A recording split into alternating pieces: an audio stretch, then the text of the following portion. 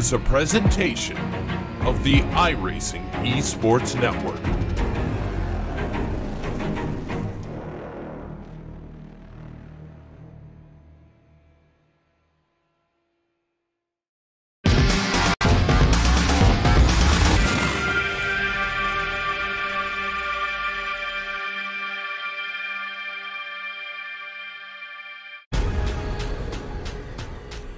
The most realistic online racing sim ever made.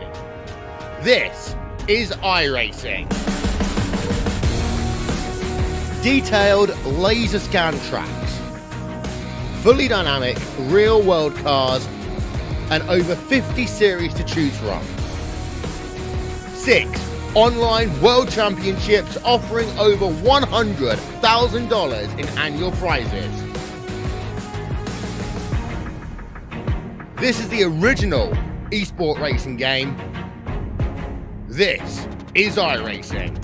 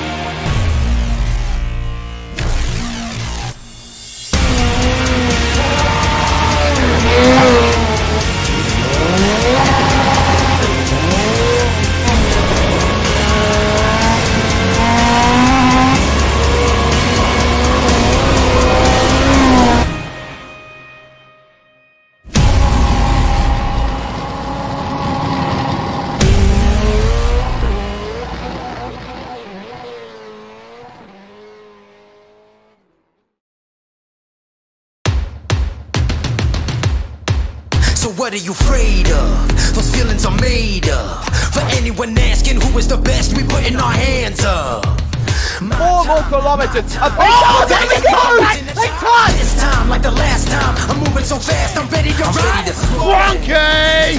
Down to the inside of Hoosie's off! Passenger throws the block, and he will keep him behind him. My time, none of you people can tell me to stop. Lower the lights down, hand over my crown, hand over my heart. I do this for my town, I do this for my crowd. So turn me up real loud. My time, none of you people can tell me to stop. Turning the track up, I'll never go back down. Hand over my heart, I do this for my town, I do this for my crowd. So turn me up real loud. My time, none of you people can tell me to stop.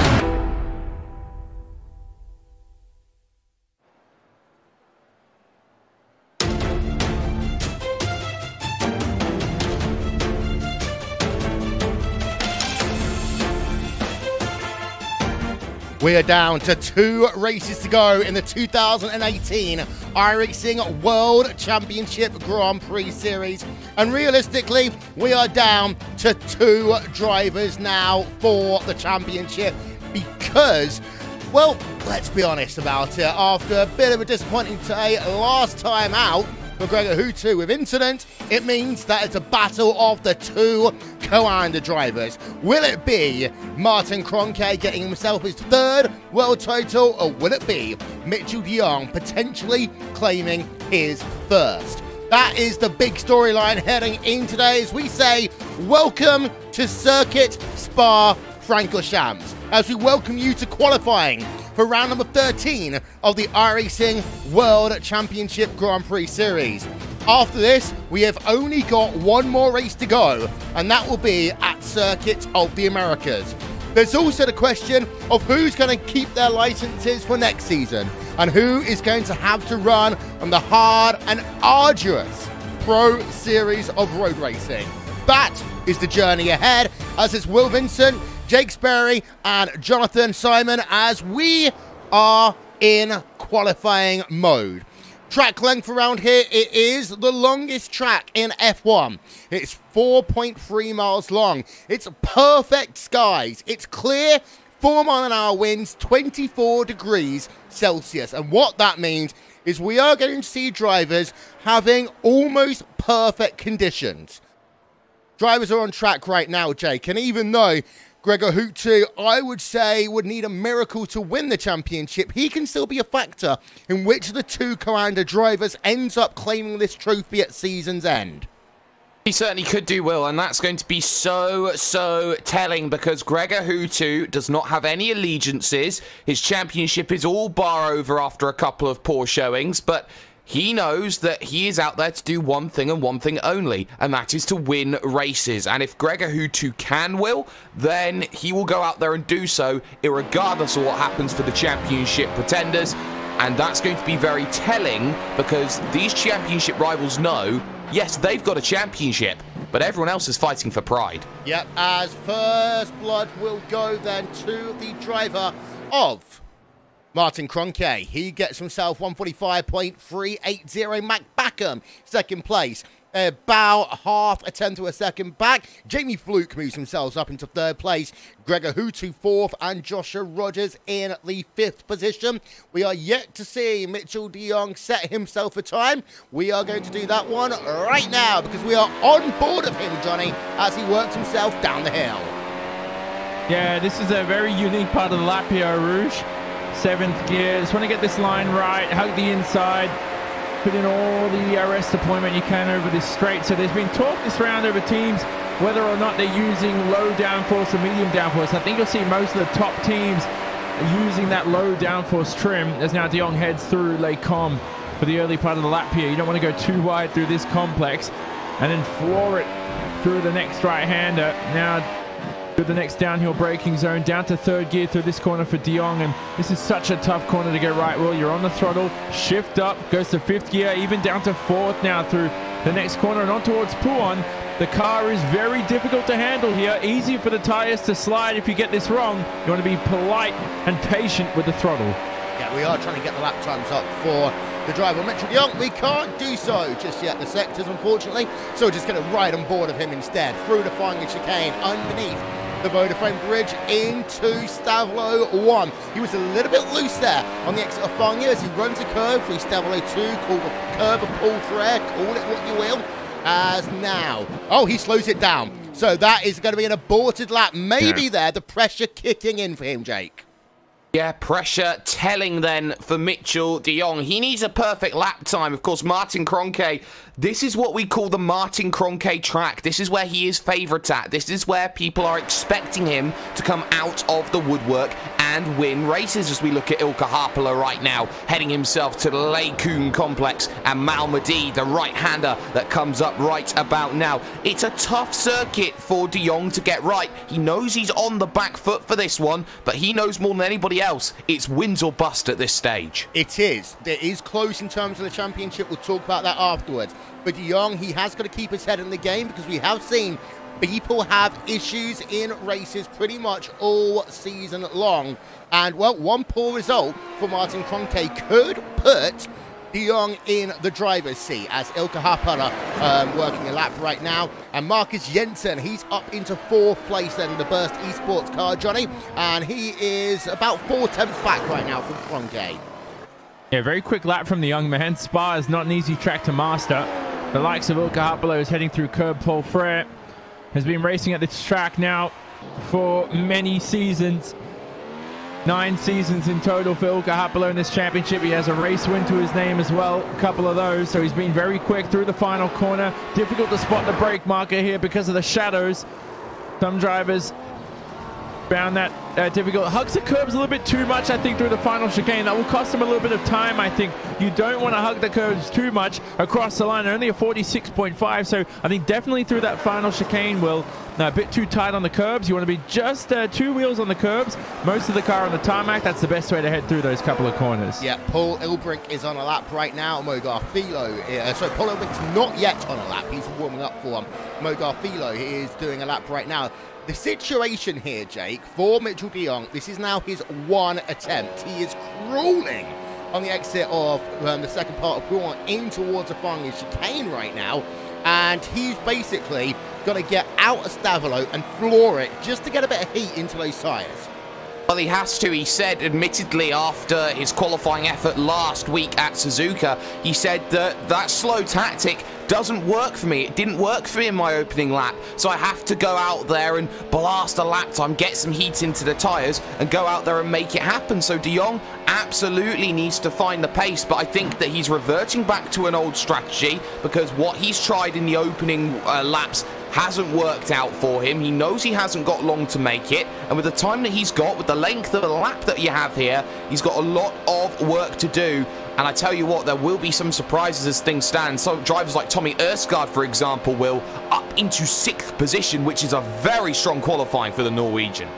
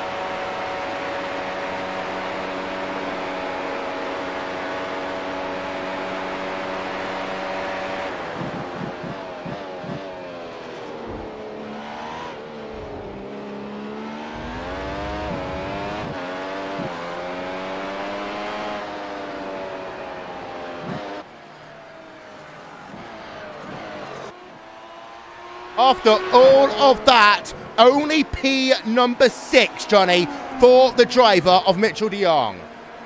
It looked like a perfect lap.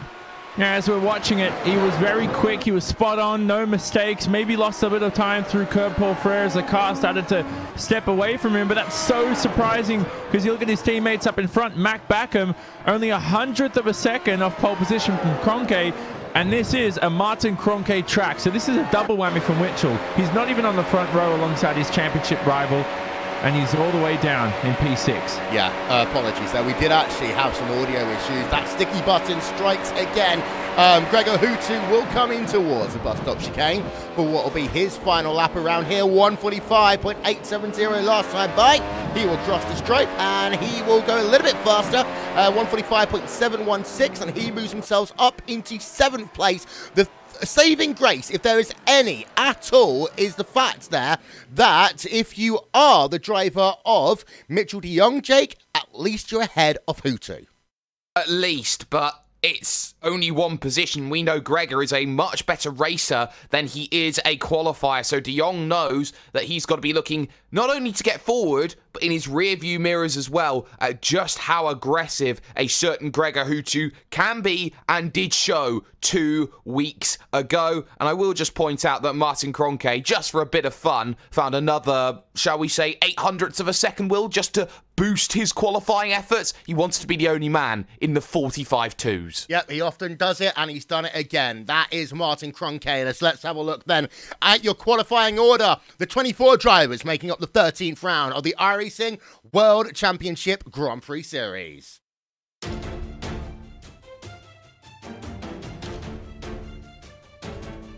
And it is Martin Kroenke by almost 0.1 of a second who gets pole position over his teammate Mac Backham, who of course earlier on in this season looked to be a championship contender. He has fallen back a little bit. Row 1 is all Koana Sim Sports, and Row 2 is all about Burst Esports. Josh Rogers in 3rd place and Marcus Jensen in 4th.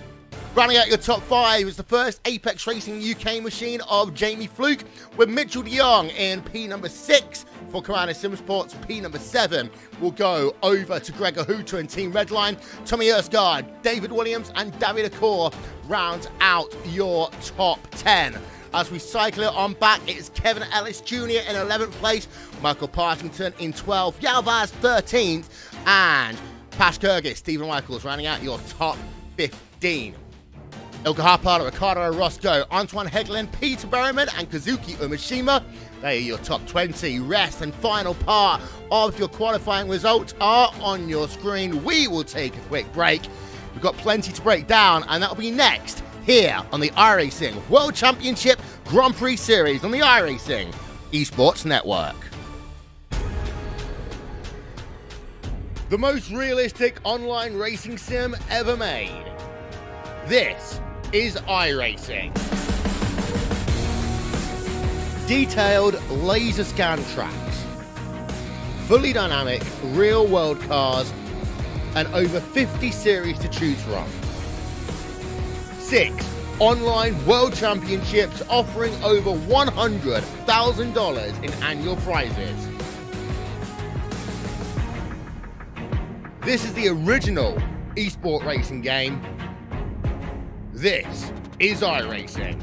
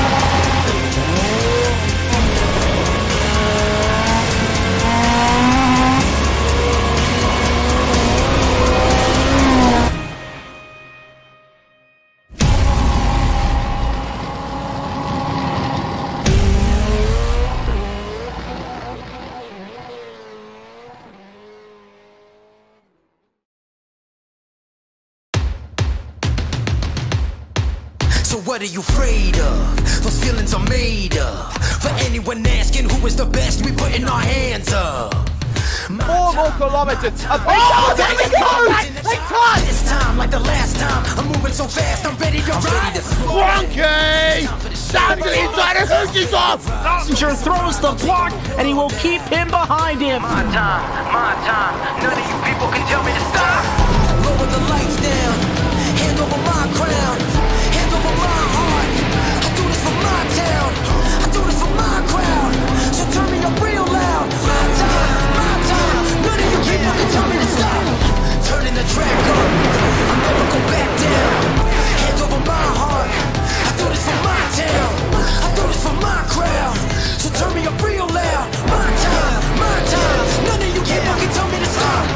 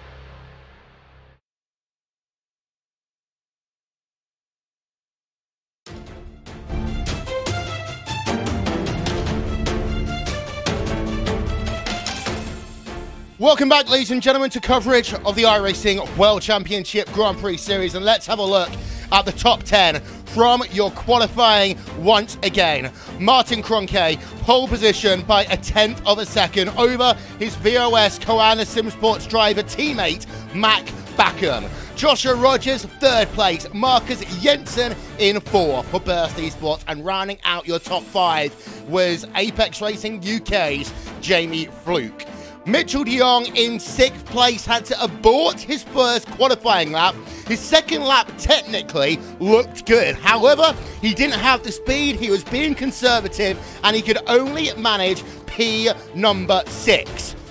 Gregor Hutu, Team Redline in 7th place. Arguably for de Jong, that's his one saving moment, and the fact that there's 2 drivers behind as well from that Koana Sim Sports stable, and Orion Race Team, David Accor rounds out your top 10. Will Vincent, Jake Sperry, Jonathan Simone, as we now get ourselves on the build-up to the race. And well, Johnny, in terms of what's going to happen next, all eyes on row number 3 and 4. Yeah, de Jong, Hutu, both still in contention for the championship. They both look really quick out there. They need to get a clean start and just jump ahead of those young drivers up ahead. As well as behind, you've got yourself, well, the way the championship works here, Jake, is you've got to consider the fact that the top 20 drivers will retain their license for next year. As we have a look at the championship right now, Martin Cronkey on 907 points, Mitchell de Jong on 898, Gregor Hutu in 3rd place. And we talk about the fact that Hutu is, I mean, for all intents and purposes, he's out of the championship unless Cronkey and de Jong both crash out at least once in the next 2 races and Hutu wins both. But realistically, it is a Koana Sim Sports showdown. And the first thing I want to talk about here is that historically, Koanda, those 2 drivers are Cronkey and de Jong, have had some of the best reliability in the history of the World Championship Series. I think there's only been 1 race so far this year, Will, where that hasn't been true, and that was Monza. And of course, Gregor Hutu, he himself couldn't capitalise on that either because Finland decided to go off on a holiday for about 30 minutes or so. But I think that for Martin Cronkey and for Mitchell de Jong, they understand that this race is about them. De Jong's got it all to do. Cronkey's just got to do what he did all of last year and for most of this year as well. I think that the bigger thing for Gregor is, okay, I think my championship's over. Let's just start thinking about, okay, building up for next year, maybe getting a few teammates at Redline back into the series.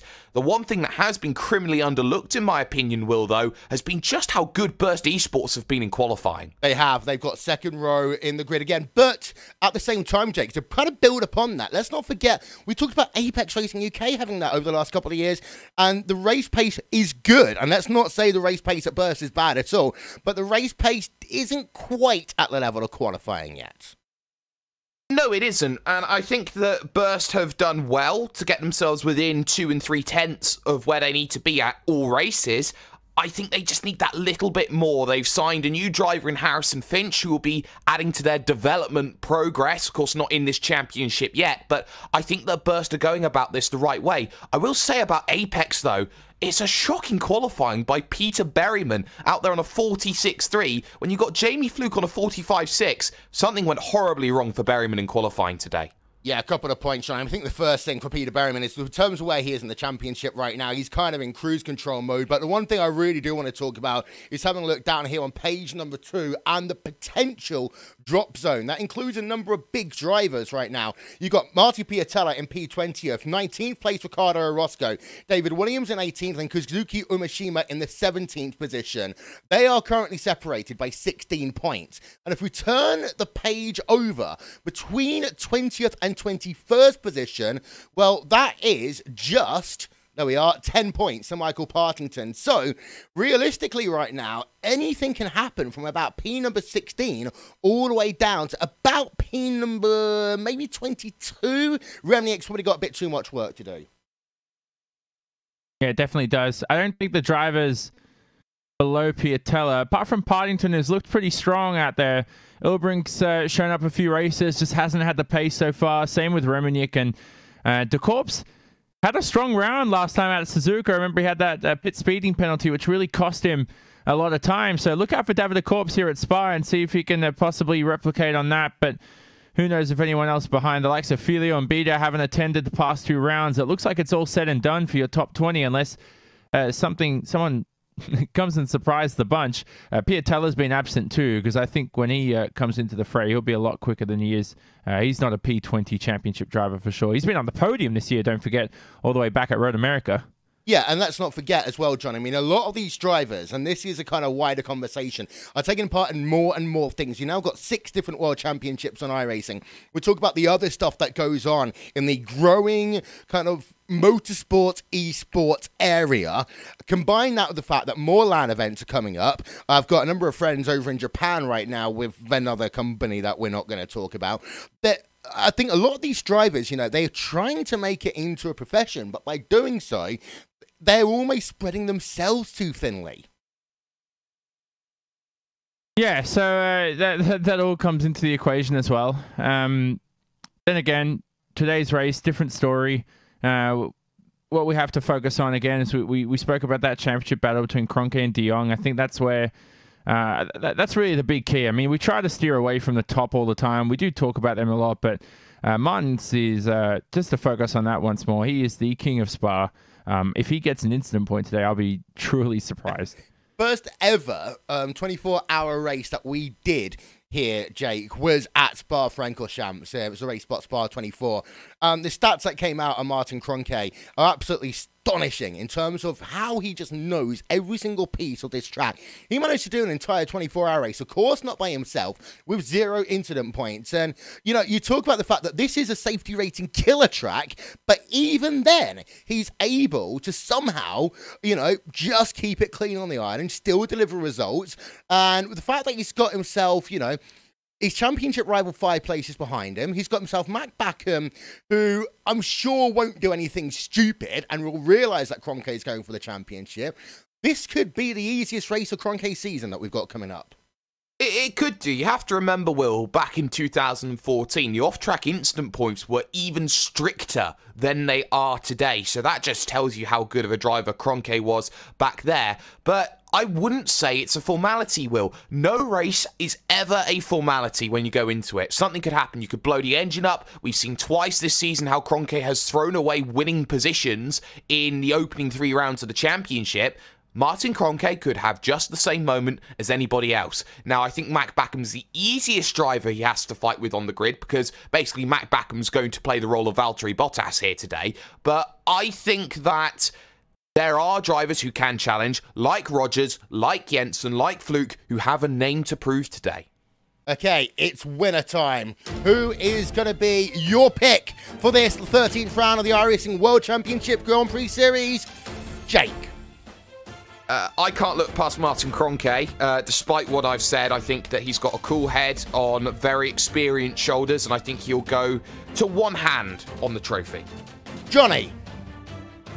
Hey, I'd pick Kroenke too, but obviously you have to go with someone different. Jake stolen that, which is I'd probably have to pick Mac Backham, who's second best to win it today. He's put in so much work these past few weeks, Mac Backham. He's never improved driver, and we'll see that later today.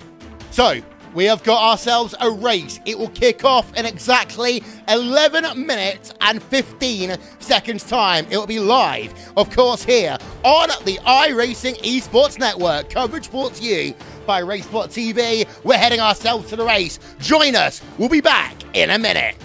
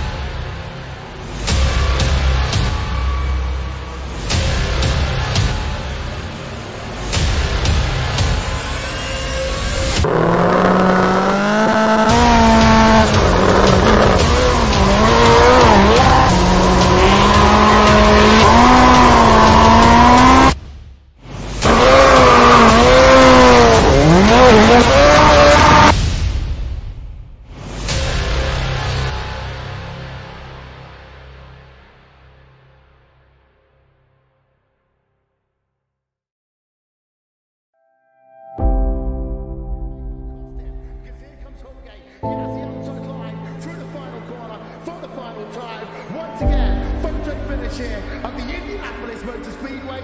Will it be Tim Hogan? It's going to be Christopher DeMerit at the line.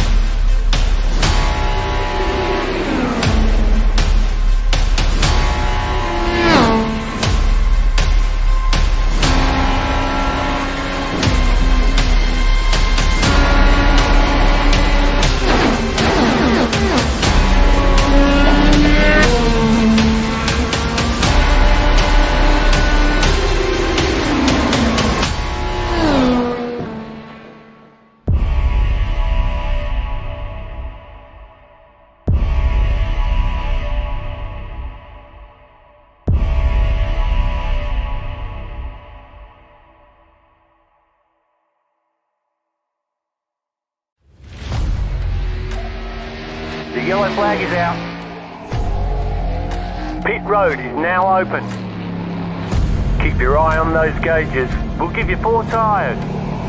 3, 2, 1, now.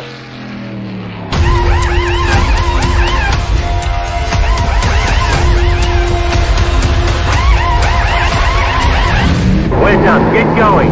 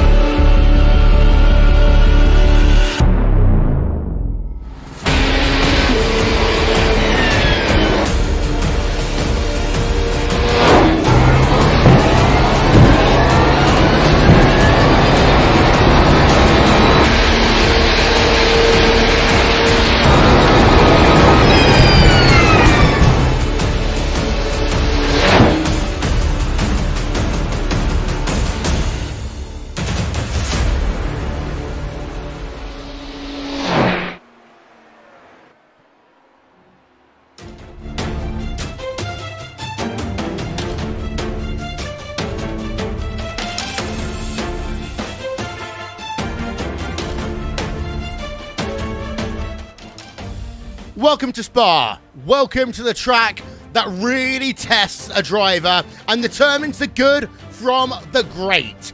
Welcome to a track that over the years has seen so much controversy, so much exciting racing, and so much drama.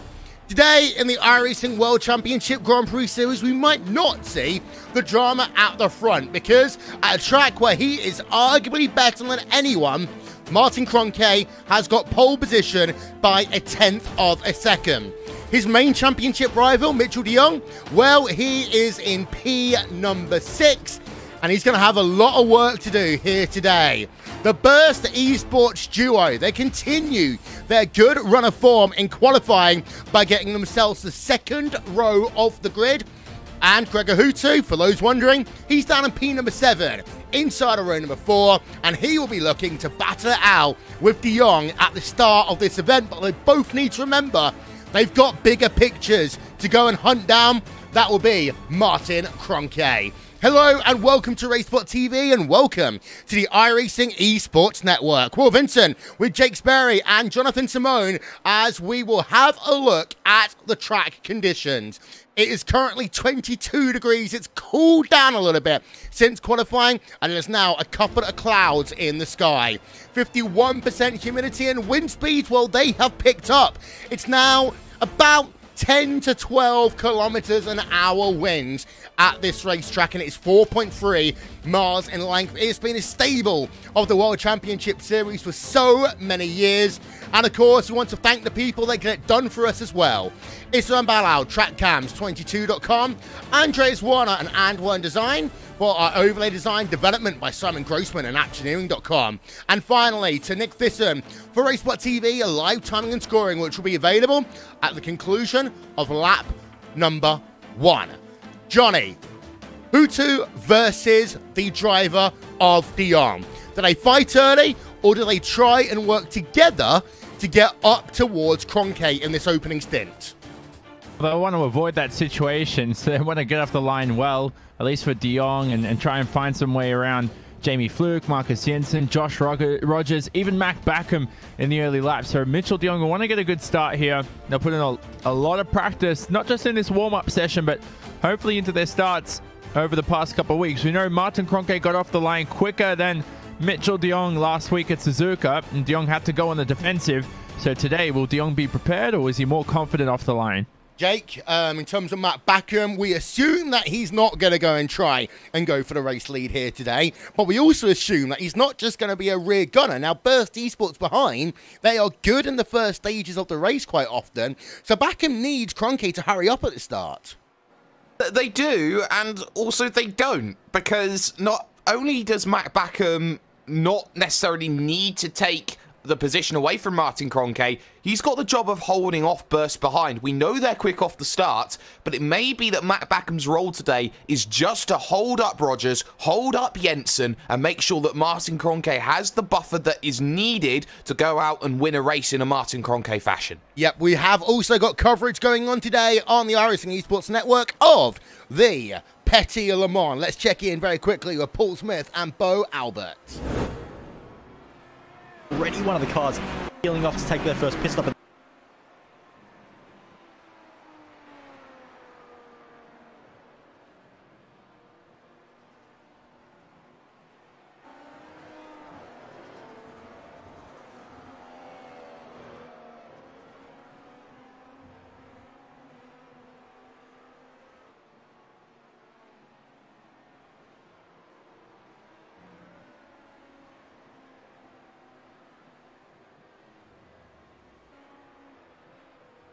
You can catch that, of course, on the iRacing Esports Network. Well, one driver's having a bit of an issue, getting themselves some repairs, and that's always the thing in endurance racing, and managing repairs on a tight and twisty racetrack. Friday Night Primetime was there as well yesterday. Time for the talking to stop. Time to take a look at your starting grid, showing now up on your screen, and it is all about Coand Simsports at the front of this one, as they will be looking to not only necessarily get a 1-2, maybe even a 1-2-3 here today. they've got themselves 5 drivers inside the top 10, so that should be pretty easy for them. And behind, you got 2 Burst Esports drivers. 3rd place, Rogers. 4th place is Marcus Jensen. Jamie Fluke for Apex Racing UK in 5th.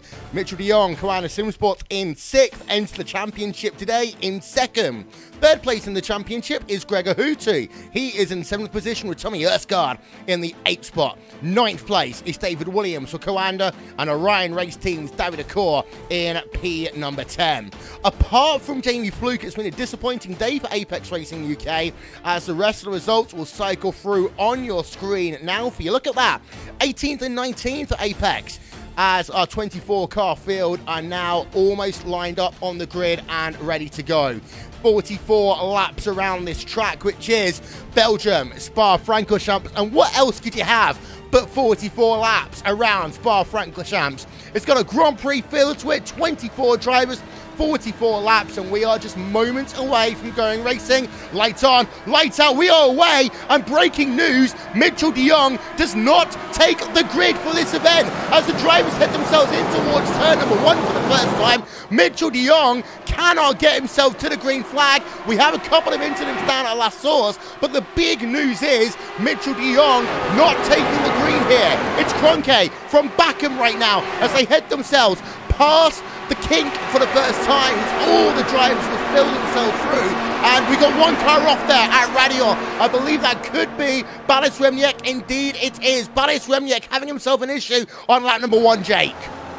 Wow, what a very dramatic start, and this could be the moment that the championship gets decided. Just like that, as they're 3 wide in the middle. All the Apex cars have come together as well in the background, with Stephen Michaels and all around. Go 2, and I think that's Higeland who's gone around as well. So disaster for Race Clutch, disaster for Apex, disaster for Mitchell de Jong.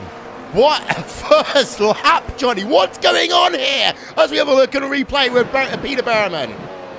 I don't think anyone knows what's going on. Here's Peter Berryman, and then you see the chaos. This is like 2009 in Formula 1 at Lake Com. There's no room, and Berryman finds a piece of the puzzle, finds a slot, sorry, and look at the chaos that ensues behind. More contact. Not the traditional start we see in this series. We normally have some very clean starts at the top level of esports and simulation racing, but today none of that. And to add a drama, de Jong's still not in this race. Something's gone wrong for the American. Yeah, technical issues, and of course they always say, Jake, yep, it might be virtual racing, there might be things like hardware issues, etc. But you know what? You have it in real life racing. We're seeing it here today. Heartbreak for the American Mitchell de Jong, because he's going to be a lap down here, and his chances of the championship now are hanging in a balance. He is now finally going onto track, but he will be 1 lap down. He won't only be 1 lap down, but he will be relying heavily on retirements as well, which is the last thing that de Jong needs. And of course, with a reduced field at 24 drivers, yes, we've seen some incidents in the early goings, but he needs a lot more drivers to come together and have some incidents if he wants to keep his championship alive. Remember, the championship points that you saw at the top of this broadcast, they were included without the 1 drop week that is added into this series. You look at it with the drop week applied, Will, it's a lot worse for Mitchell de Jong than you thought it would be. So now he needs some retirements and Kroenke to slip up. Yeah, so we might, I say the word might, depending on situations today, be able to crown a champion today. But part of that also, Johnny, depends on what Gregor Hutu does, because now Hutu all of a sudden has the opportunity to think about getting 2nd place in the championship again. Yeah, not only that, but as he runs wide, very wide here through campus, as one of the names it coins, he takes a very tight line through this next corner at Stavolo. This is just not a good sequence of corners in this sector, but yeah, you're right. Hutu in P6 is a chance here and could claim P2 in the championship at the end of this round. But most importantly, Mac Backham is keeping Kroenke honest in this race. You know, maybe Kroenke thinks, okay, I might wrap up the championship, but if Mac grabs a race win, he might even take it if it doesn't matter for Martin. Yeah, it does right now. So let's have a look on board with Mac Backham in that VOS Koana Simsports number 16 machine. Lap number 2 of this 44 races board complete then. And don't forget, you can visit RaceSpotTV/timing for up-to-the-date updates on what your favourite driver is doing over the course of this broadcast. And of course, you can subscribe to the iRacing Esports Network on YouTube right now. Just search for iRacing Esports Network. It's Kroenke from Bakken, from Rogers, from Jensen, from Fluke. They are your top 5 drivers right now. So your top 5 are unaffected, and realistically, there's not been much change at all in your top 10, Johnny. All that's really happened is people from Gregor Hootie back have kind of moved up a position until you get down to around that P12-13 area. As we look now to Peter Berryman, he's making an overtake, and he's now past Ricardo Orozco. Important move for Peter, and so he's not used to qualifying down all the way in the 19th position. Up ahead of his, some battles with Kazuki Umeshima, who's very close to Ilkka Haapala. Umeshima, we spoke about Will early on, needs that top 20 spot in the championship, so he's looking quick, the Japanese driver. And Pash Georgios, who's always strong at Spa, in the top 10 as well, climbed his way from the 14th position. Yeah, so we're looking at Kazuki Umeshima right now. He is hunting down Ilkka Haapala, but Ilkka Haapala, of course, is one of the statesmen of the World Championship Series, Jake, and he is a driver who has been here since 2010 for that Orion Racing, one of the longest-serving teams also in the World Championship Series. So this will not be easy for Umeshima, because Haapala's really good at this track, for starters, but also he knows almost every trick in the book. He certainly does, and we saw contact between Umeshima and Haapala through Rivage, which is not going to be helping Umeshima's race at all in the, my opinion, and therefore Fact Podcast sponsored Radicals Online car. So for Kazuki, he knows he's got to get himself charging forward, and he's got to make sure that he gets every position cleanly. He's +8 already in this event, up into 12th position. He wants 11th, and he may get a little bit of help further in front as well, because that was a very wide line from Pash Georgios as he is on the Koana train behind Gregor Hootie.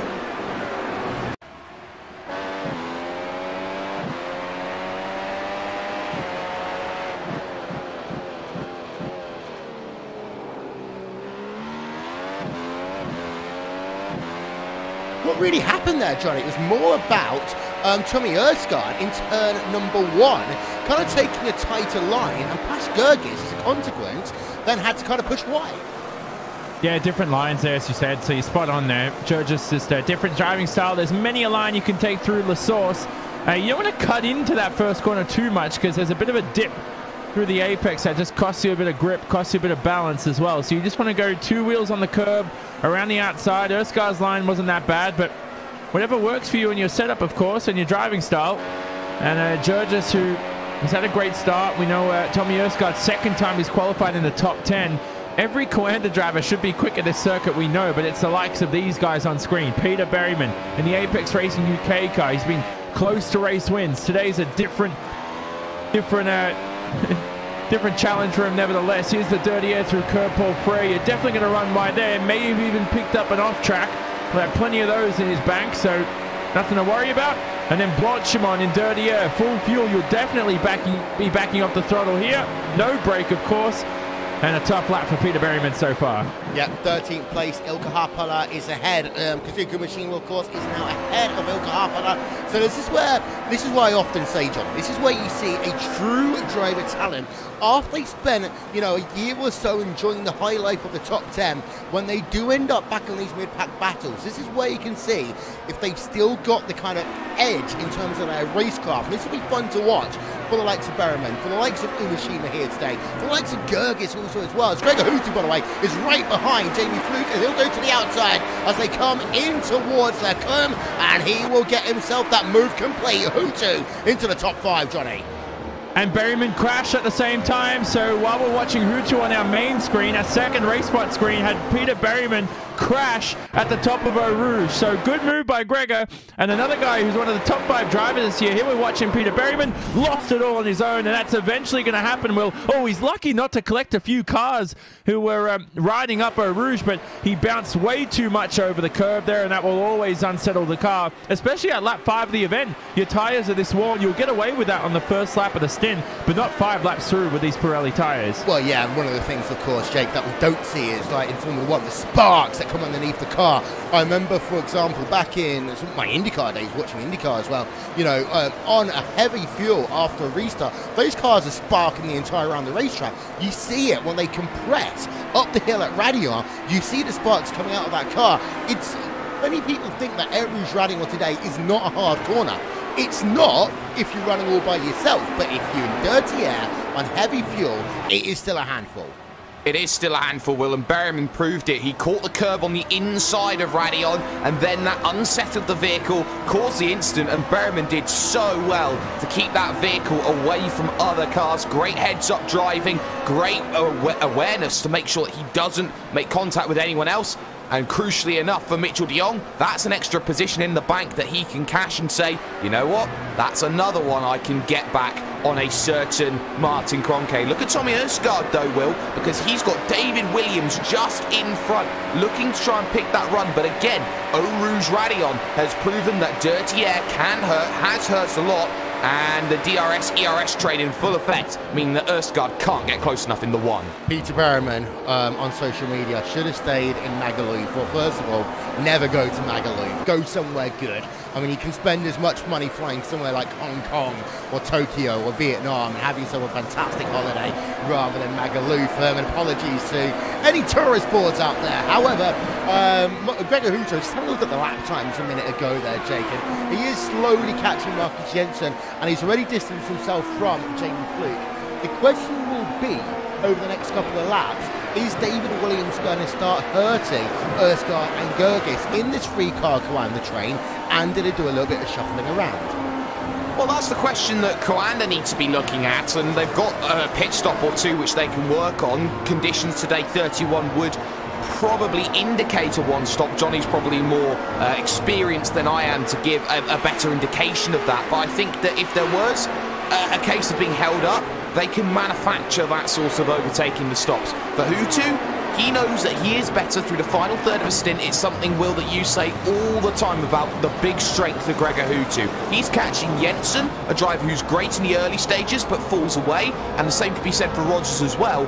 Hooto's got third at the moment if he just keeps some good driving. In fact, he took 3/10 out of Martin Kroenke on that last lap. Yeah, Johnny, your thoughts? On the strategy?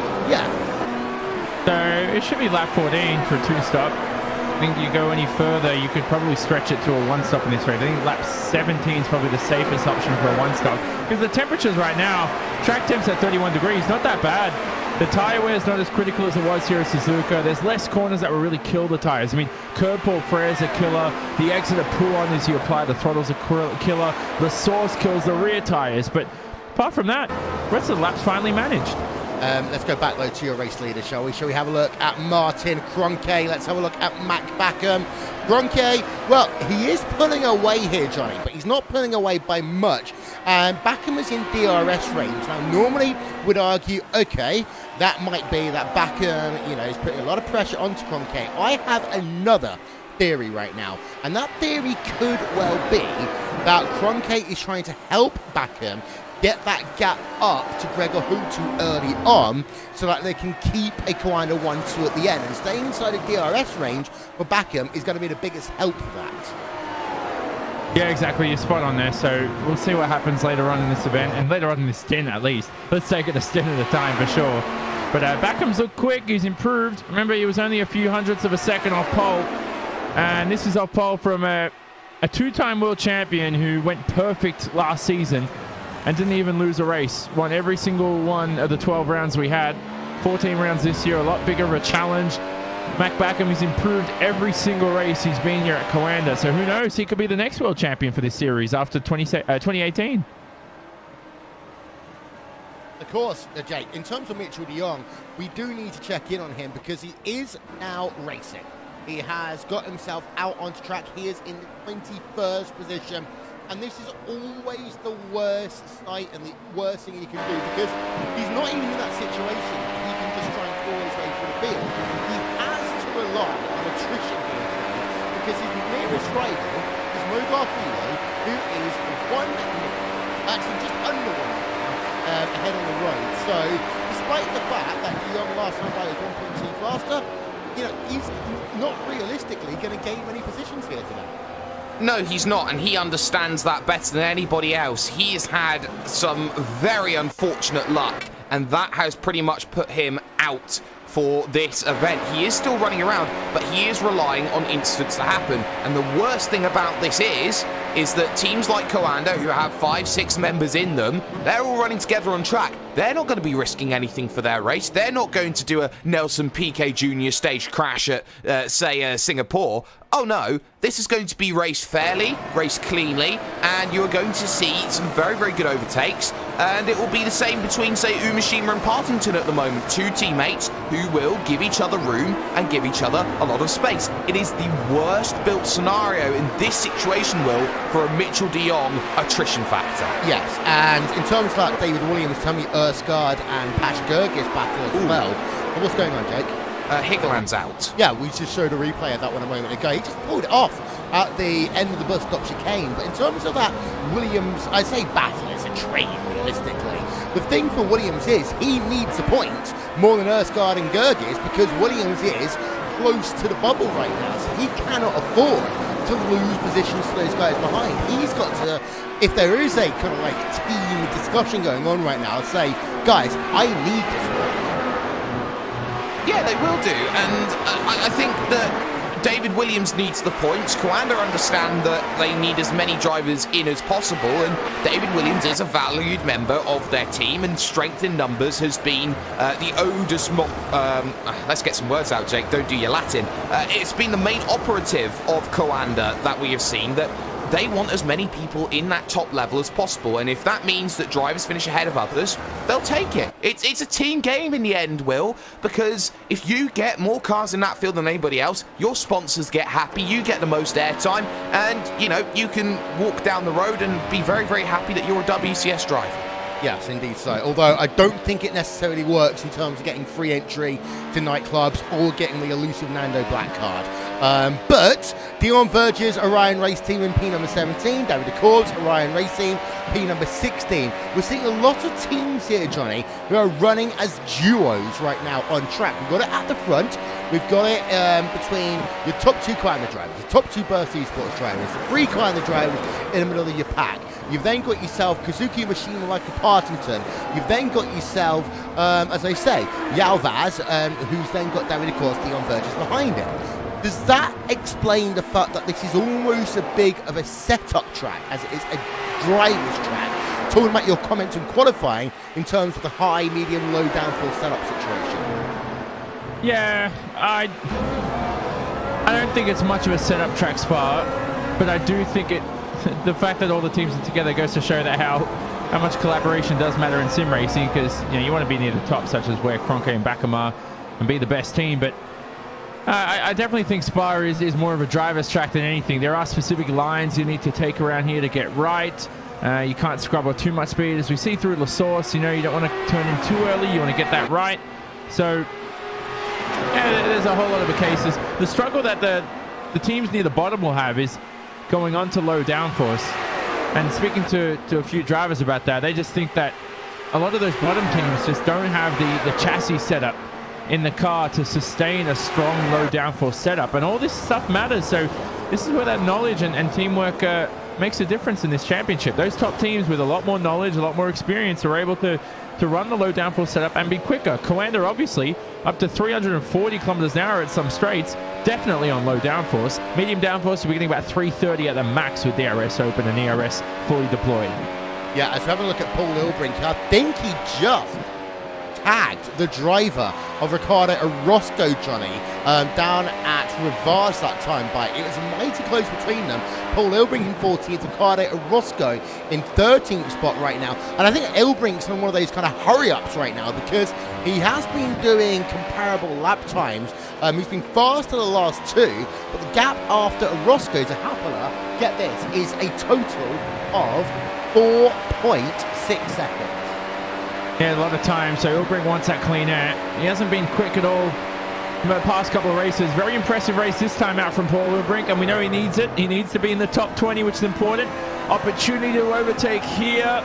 Difficult to see the brake mark. I see all the shadows as well. The brake marker boards are so hard to see on the left-hand side, so it can be a very inconsistent corner as you drive along this track. Here's one of the two DRS zones on the circuit as we ride on board with Ilbrink. No move, but you just want to get a good clean line through here. Perfect line by the Radicals driver. He needs to deploy the ERS manually here. Try and pull off a move on the Kemmel straight.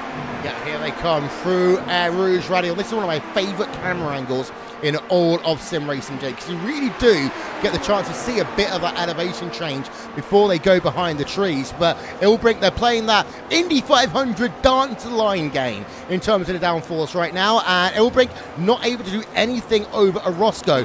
To be a bit more technical for a moment, we've already talked about the high and the medium, the low downforce setups. With each of those comes different opportunities as well in terms of being able to overtake. The teams that are having to run the medium or higher downforce setups, they will actually have less opportunity to actually overtake in slipstream because of the amount of drag they already have on that car. They do, Will, and over the course of one lap and being on your own, having a medium downforce setup in some respects can be better, especially for the medium section of the track, the likes of, say, Jackie X Corner and Puon and Fania. That is where the medium downforce comes into a huge benefit, but I think that it struggles in other areas of the circuit, for example, the Kemmel Straight and the run over towards Blanchimont. Now, I've seen something very interesting as well, and that is around Josh Rogers, because he is right on the cusp of that 1 second window. Jensen has Hutu behind, but I noticed in turn number 1 how Rogers just ran a little bit wide and really ran into his own issues at 1. I think it's not going to be team orders though. He's just pulled out 1.1 seconds, and you know what that means, Will? It means that Jensen now is under threat from the 5-time champion. Yeah, because here will come the driver of Gregor Hutu. Up the hill is your 5-time champ, and he right now, Johnny, is about 4 tenths to a second back from Marcus Jensen, and this is where we're going to see the difference in potential speed. Hutu, actually, for a team that normally doesn't go with the aggressive downforce strategy, that car closed up quite a bit. I think if he's a tenth closer, Hutu can make the move next time by. And smartly, Hutu let go of the ERS button. You saw his speed decrease towards the end of the straight. Just knows he's not going to overtake Jensen, so save that as much as you can. Because the ERS, you don't want to be battling now with Jensen and have about 30% of battery left. You want to go into a battle with about 90% of ERS power at your hands. And so Hutu smartly does that. That saves a couple of percent there. It'll recharge every braking zone, of course. Here we ride with the 5-time champion, who could try to make his way possibly past a future champion in Marcus Jensen. Who knows? Yeah, indeed. So up to, down to 143 kilometers an hour through Stavelo 1 into Cover Paul Frere, Stavelo 2. Put your bets on what you want to call it next time by, up into 7th gear. Over 315 kilometers an hour into 8th gear. Over 330 kilometers an hour. He lifts and goes down about 20 kilometers an hour. They didn't do that in qualifying, they do in the race. They might not do it at the end, however. Hutu still behind the driver of Marcus Jensen, Jake, as they'll come onto lap number 13. No takers yet for this 2-stopper. No takers yet. I think it is still a little bit too early, and of course with a longer lap like this one, you normally see a reduced pit stop window as well, which means that things can get a little bit, you know, difficult. Jensen has not had the best run though, through the Lassour's hairpin, up through the small kink left of Eau Rouge, the right and left of Radion, and now Hutu primed and ready in position, looking to make a move. DRS wide open as he looks to go through, and he shreds past Marcus Jensen like a Banksy painting, because he is now up into 4th position. Yes, if you haven't seen it, check out what happened at an art auction yesterday with one of what was supposed to be Banksy's original work. The second it got auctioned, it got shredded. It's fantastic, fantastic news.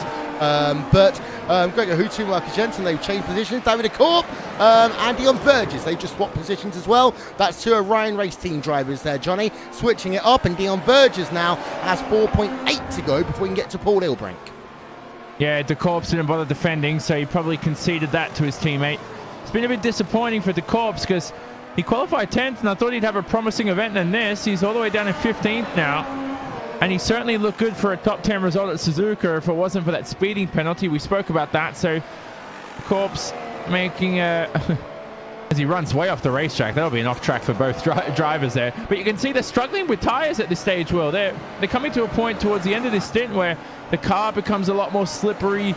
Conditions are a little bit, I think they're what's expected. And I think the drivers expected around these conditions for the race. So definitely nothing new for the drivers out there, but it's not going to be easy this long into the stint. Oh, Rogers on pit road. Rogers is on pit road. From P number 4, Tommy Erskard is on pit road as well. Marcus Jensen is on pit road.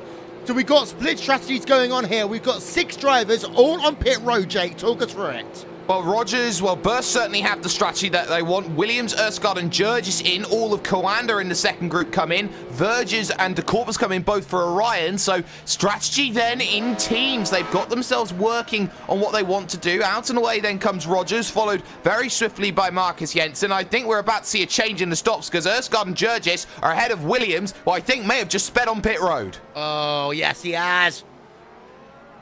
And for David Williams, this is the last thing he needs because he has been on that bubble zone here. We talked about it, Johnny. David Williams can't be making mistakes, and he's made one.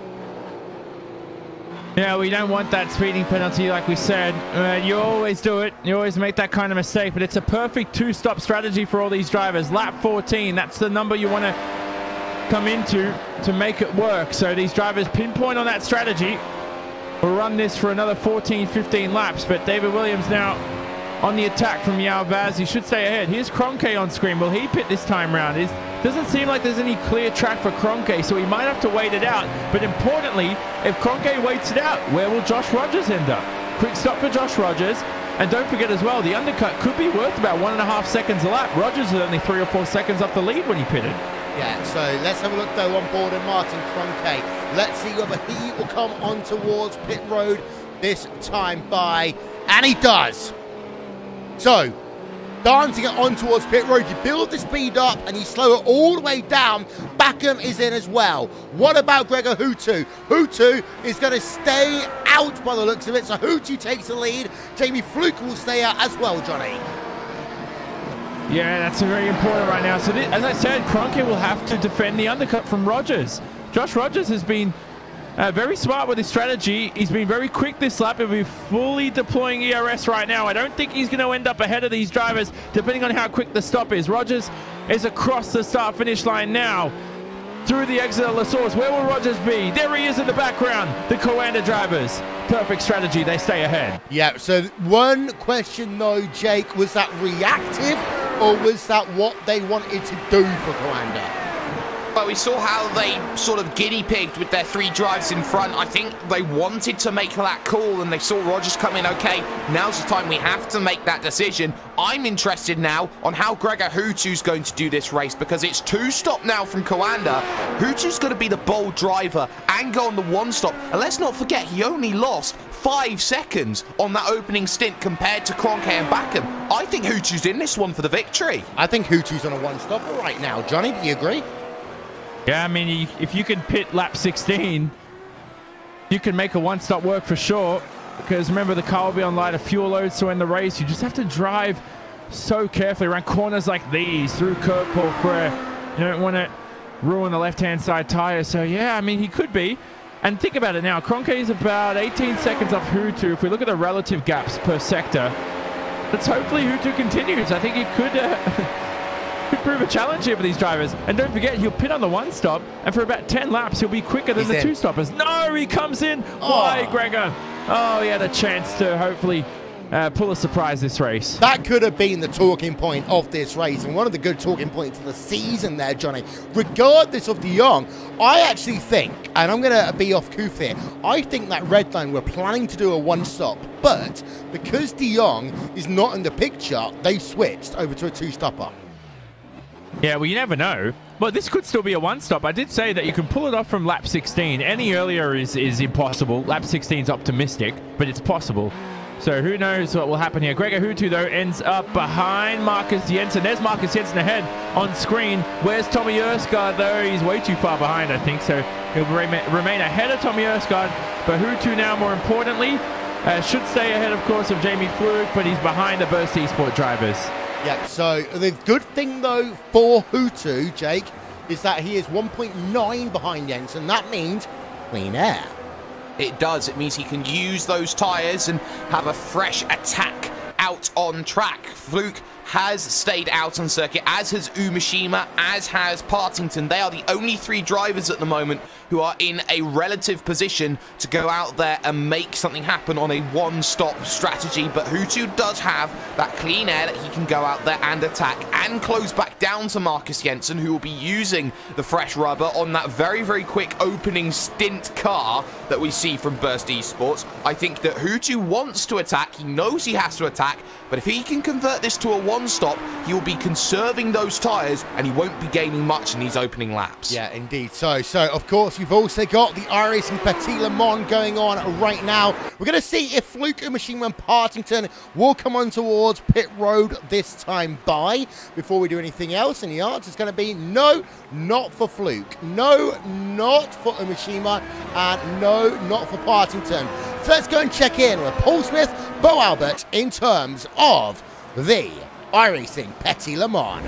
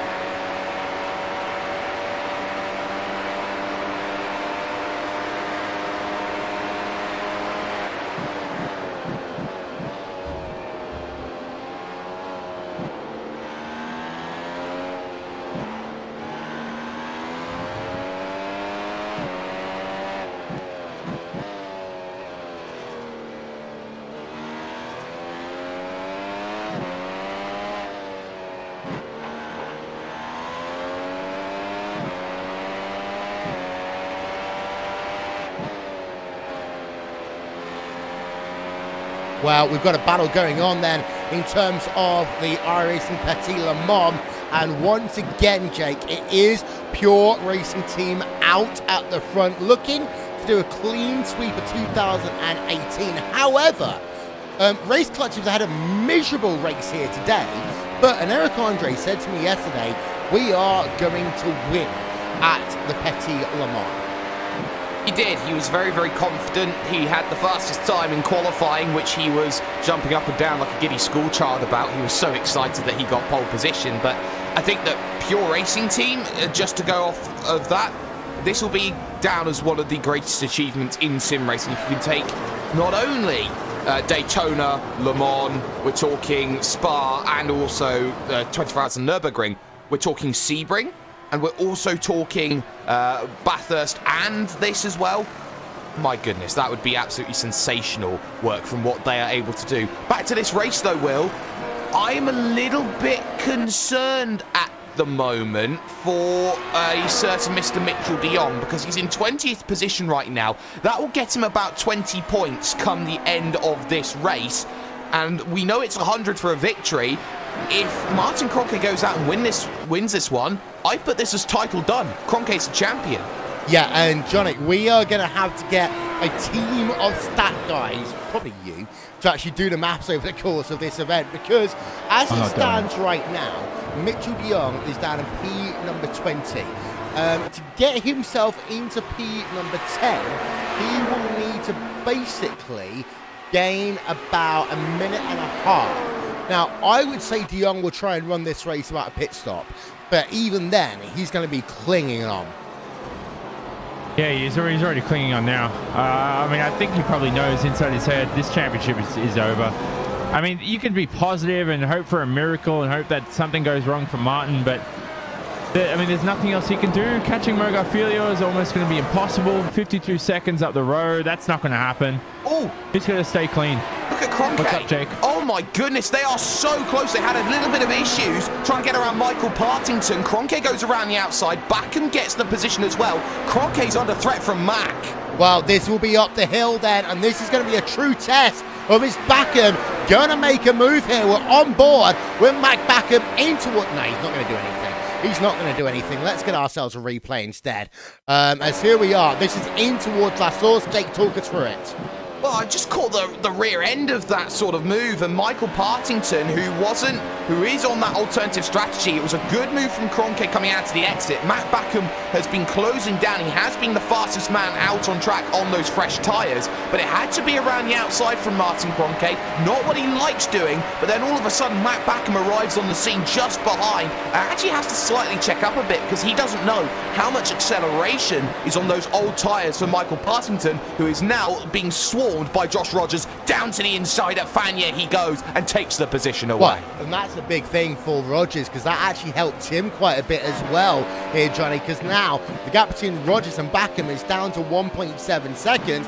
That's a big lifeline right now for Burst Esports because if there's any more issues for Coanda, they can actually try and capitalize on that. Yeah, exactly. So that's something that will come into fray for sure. Is Rogers through Puon. Looking at the replay of this, this has been an easy move. You can see Partington's tires are shot, and I think it's the same case for Kazuki Mishima. Kroenke will make up that position as Umashima heads to the pits. Umashima's tires could not last any further. I think Fluke, this will be the last lap for him on this set of tires. He definitely doesn't want to waste any time being passed by Martin Kroenke for sure, and Fluke does not want to be undercut by this man, Kazuki Mishima, who was only a few seconds off the race lead and started this race in P20. Incredible. Yeah, Kazuki Umashima being like Kazuki Umashima. Fantastic as ever. 4.1 seconds.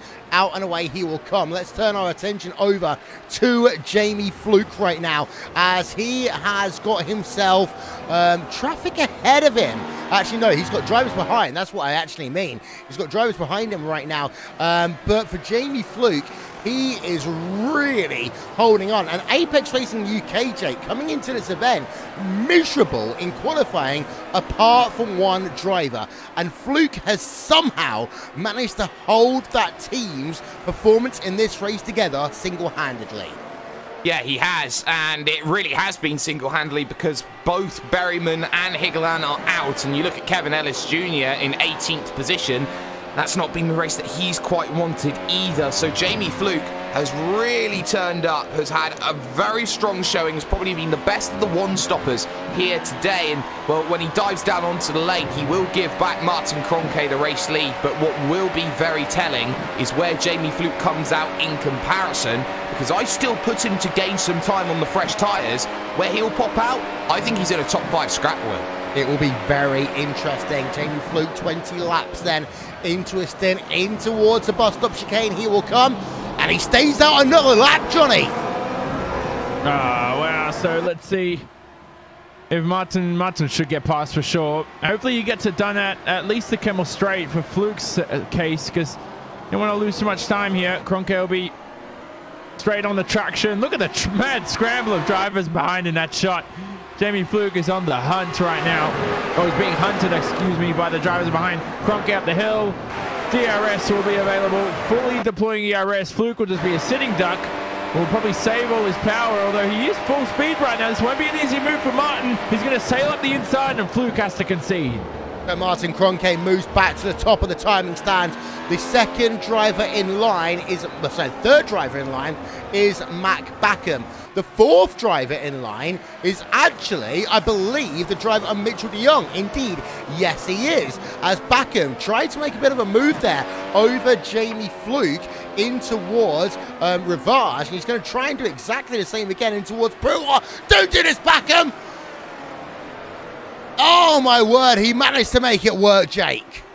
Well, Matt Backham does not listen to your advice, Will. He makes moves where Matt Backham says, and Mack attack in full force as he went down the inside at Puon to make the move to desperately stay within a second of Martin Kroenke in front. Not only that, to keep Josh Rogers at bay by 1.5 seconds at the moment, now looking towards 2 seconds as Rogers will now pick up the slipstream and the draft and and the ERS, and he may get a bit of help as well. But look at this, Rogers pretty much tucked underneath through Blanchemont, should be easy. Runs a little bit wide though, looks to the inside. This is going to be bread and butter basics. It will be. He's Danny inside, he takes the position, and Fluke, there's your cue onto pit road. Yeah, oh my word, so much going on right now, but Jamie Fluke, as we say, is on towards the lane right now, so he is finally in, Johnny. 22 laps, exactly halfway distance, but you're going to say that's probably about 2-3 laps too late. It is. Kazumashima will get ahead. Now, I think Fluke will be able to get back past based on fresher rubber. That's the only advantage he'll have. Brakes a little diagonally in his pit box. Discussed that a lot this season. Good exit here right now.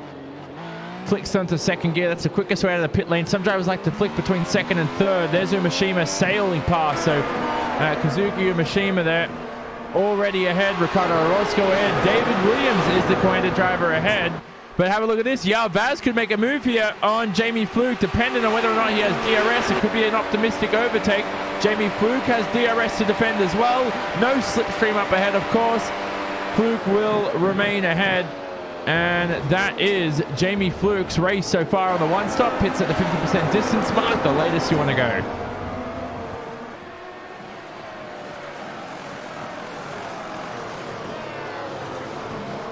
We are, of course, now almost at the halfway point of this event, and you can, of course, get social with us. Use the @Twitter RaceSpotTV or @RaceSpotTV on Twitter even, /RaceSpotTV on Facebook. Let us know what's going on in your world. And of course, you can also subscribe to the iRacing Esports Network now on YouTube. Just search the iRacing Esports Network. We are at the halfway point of this event. We're going to take a quick commercial break and we'll be back with more after this. We'll take you RaceSpotTV side by side. The most realistic online racing sim ever made. This is iRacing. Detailed laser scan tracks, fully dynamic real world cars, and over 50 series to choose from. 6 online world championships offering over $100,000 in annual prizes. This is the original esport racing game. This is iRacing.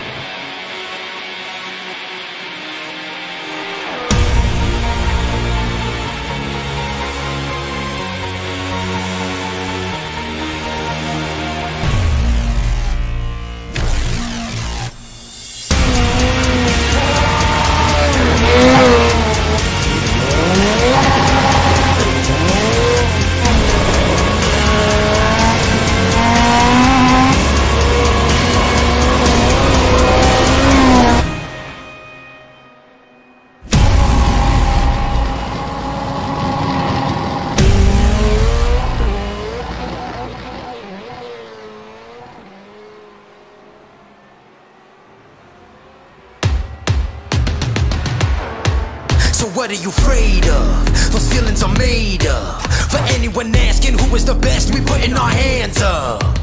4 more kilometers. Oh, there we go! This time, like the last time, I'm moving so fast, I'm ready to ride. Frankie! Down to the inside of Hookie's off! Passenger throws the block, and he will keep him behind him. My time. None of you people can tell me to stop. Lower the lights down, hand over my crown, hand over my heart.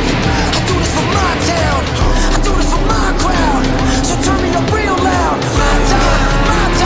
None of you people can tell me to stop. Turning the track up, I'll never go back down. Hand over my heart, I do this for my town, I do this for my crowd. So turn me up real loud. My time. None of you people can tell me to stop.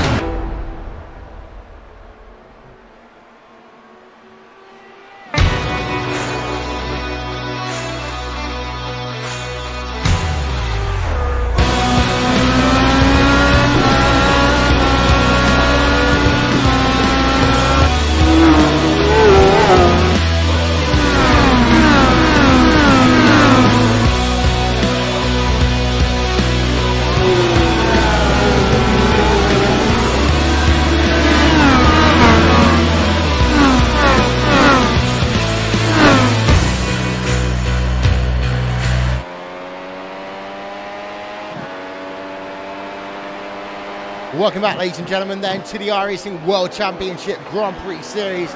We did a little break there to work out the situation with Martin Kroenke, but first, let's ride a lap on board him with RaceSpotTV Fan Immersion.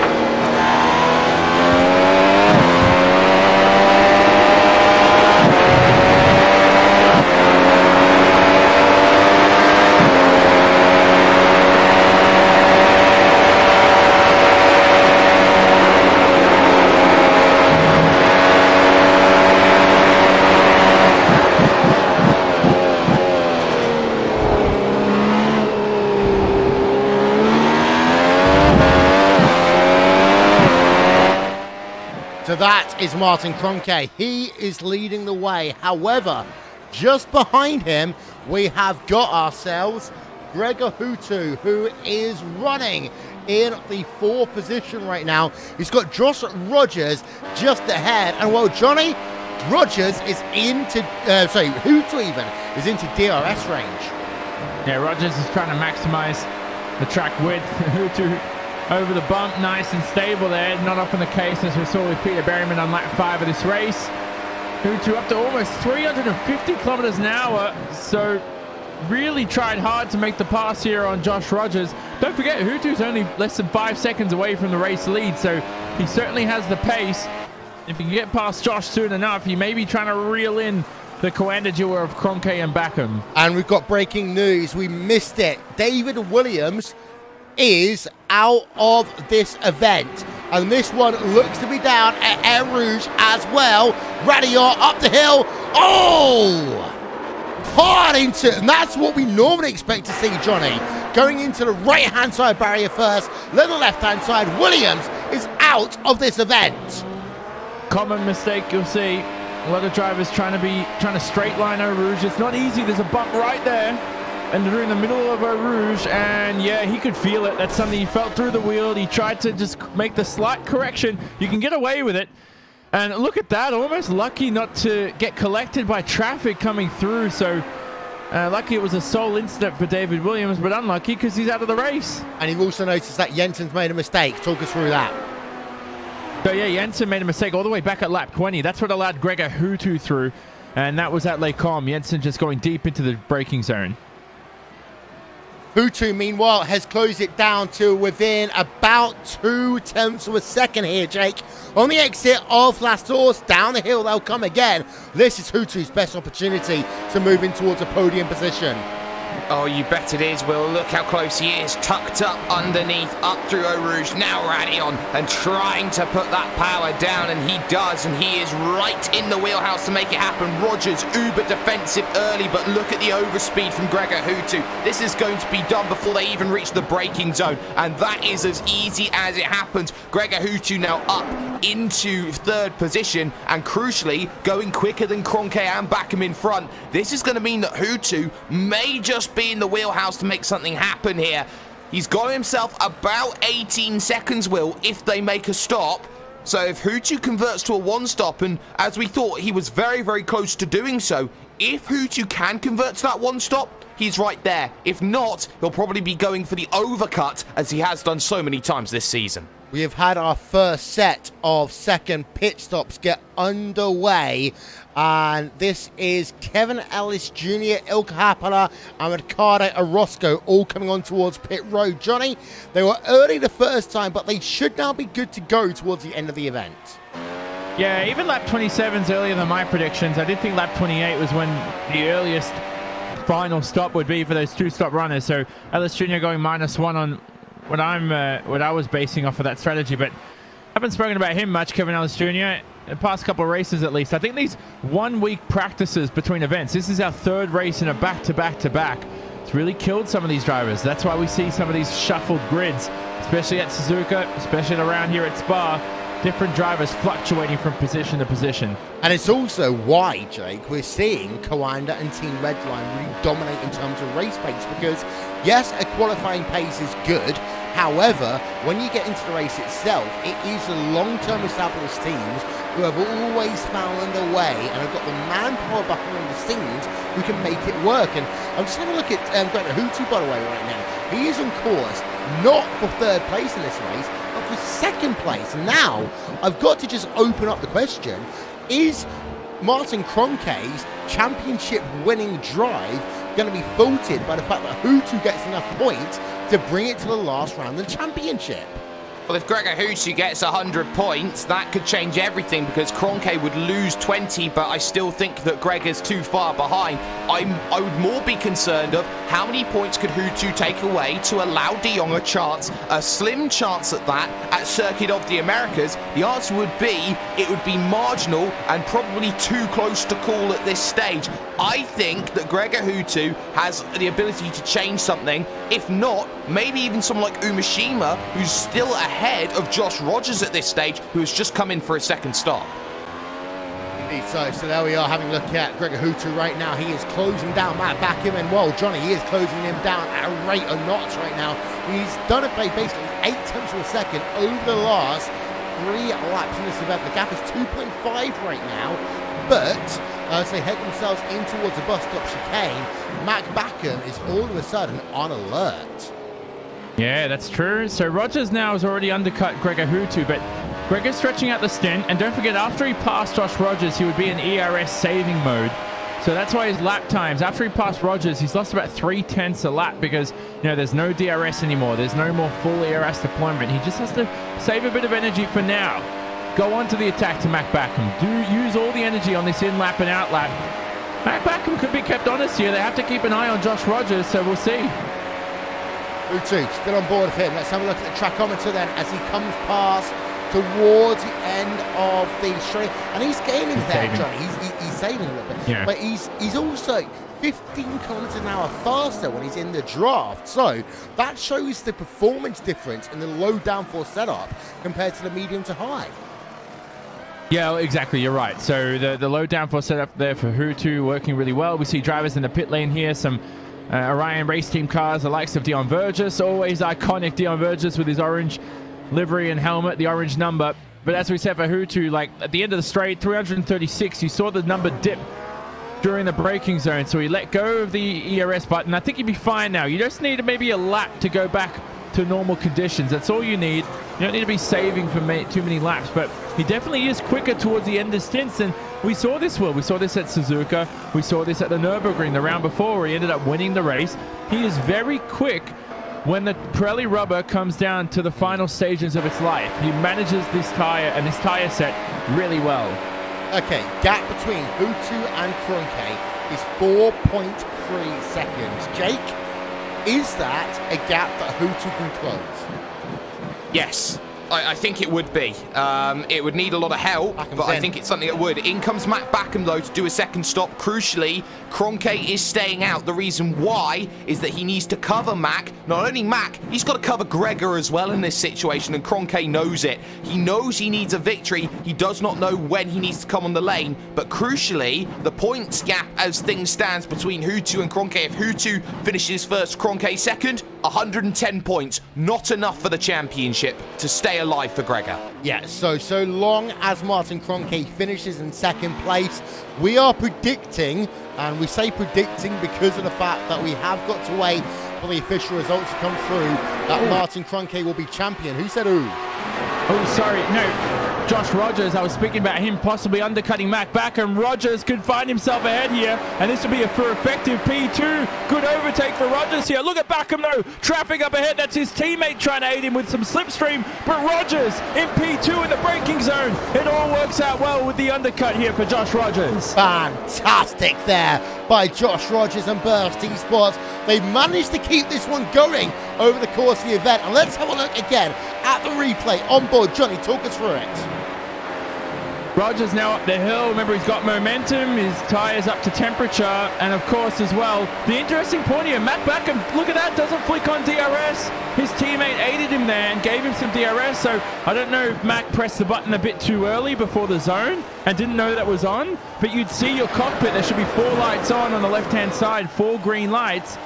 And, yeah, just a mistake there for Mac Backham. The DRS could have made the difference, but look at the traffic now for Josh Rogers. This is a humongous train up ahead. Jamie Fluke on the one-stop. Up ahead of Jamie's Kazuki Umeshima, who's up ahead on the one-stop as well. They have to make their way past ASAP. Kroenke in the pits. This is going to be a mad scramble as Rogers. There's no room up the inside at Blanchimon. And the whole thing means right now, Jake, is that all of a sudden Kroenke has got a bit more clean air because they're all dicing up behind him. He's on towards pit road. Fluke, Rogers, all going at it right now. Rogers is past and roll. Fluke's turned around. Yeah, by Matt Backham of all people as well, who's losing out in all of this. Out comes Martin Kroenke. Remember, Umeshima is in this race battling, and crucially, look at that. Kroenke's got the gap, but the overspeed is going to be there now for Umeshima and for Rogers. And Rogers, with nothing to lose in this situation, knows he needs something. Hutu is at the back of all of this and will not be happy at that fact. But all of a sudden, Josh Rogers is charging for a maiden victory against the 2-time reigning champion who wants to secure it here today. Party, upset, this is a fantastic race. Well, as we go on board of Kazuki Umeshima, let's not forget, he's the guy that almost started the world at Canada. For those of you at RaceSpotTV bingo cards, tick that one off of your list. He does go wide, however, and Rogers is through in towards Jackie Ick's corner. Rogers is on the cusp here of winning his first World Championship race, Johnny. It's possible, but his tyres I don't think will hold up towards the end of this race, and he has to also pass a 2-time world champion, which will make it even tougher. But Kroenke, the spotter's there. He's always got Jorn Jens on his side there behind the scenes at Coanda, and Jorn Jens probably telling him, hey, look, you've got just about half a second. You need to get this pit stop right, and you'll have half a second to the driver behind of Umeshima. They got it spot on. Kroenke remains in the lead, and look at his teammate though, Mac Backham, has lost an immense amount of time. They fell asleep to Josh Rogers, and I spoke about it. I said, once Rogers pits, Mac Backham doesn't need to just worry about Hutu here. He needs to keep an eye on Rogers, and look what's happened. Yeah, Umeshima did struggle through the final chicane. I wouldn't be surprised if the next time they come up the hill that we see the driver of Mac Backham, so Gregor Hutu, getting close to the rear of Umeshima. There's so much going on here, but I want to turn my attention over to Josh Rogers. He is in the second place. We are not going to get accurate lap times for the next couple of laps here because, I mean, that's just a load of green. But for Josh Rogers here, Jake, this is Burst Esports' chance.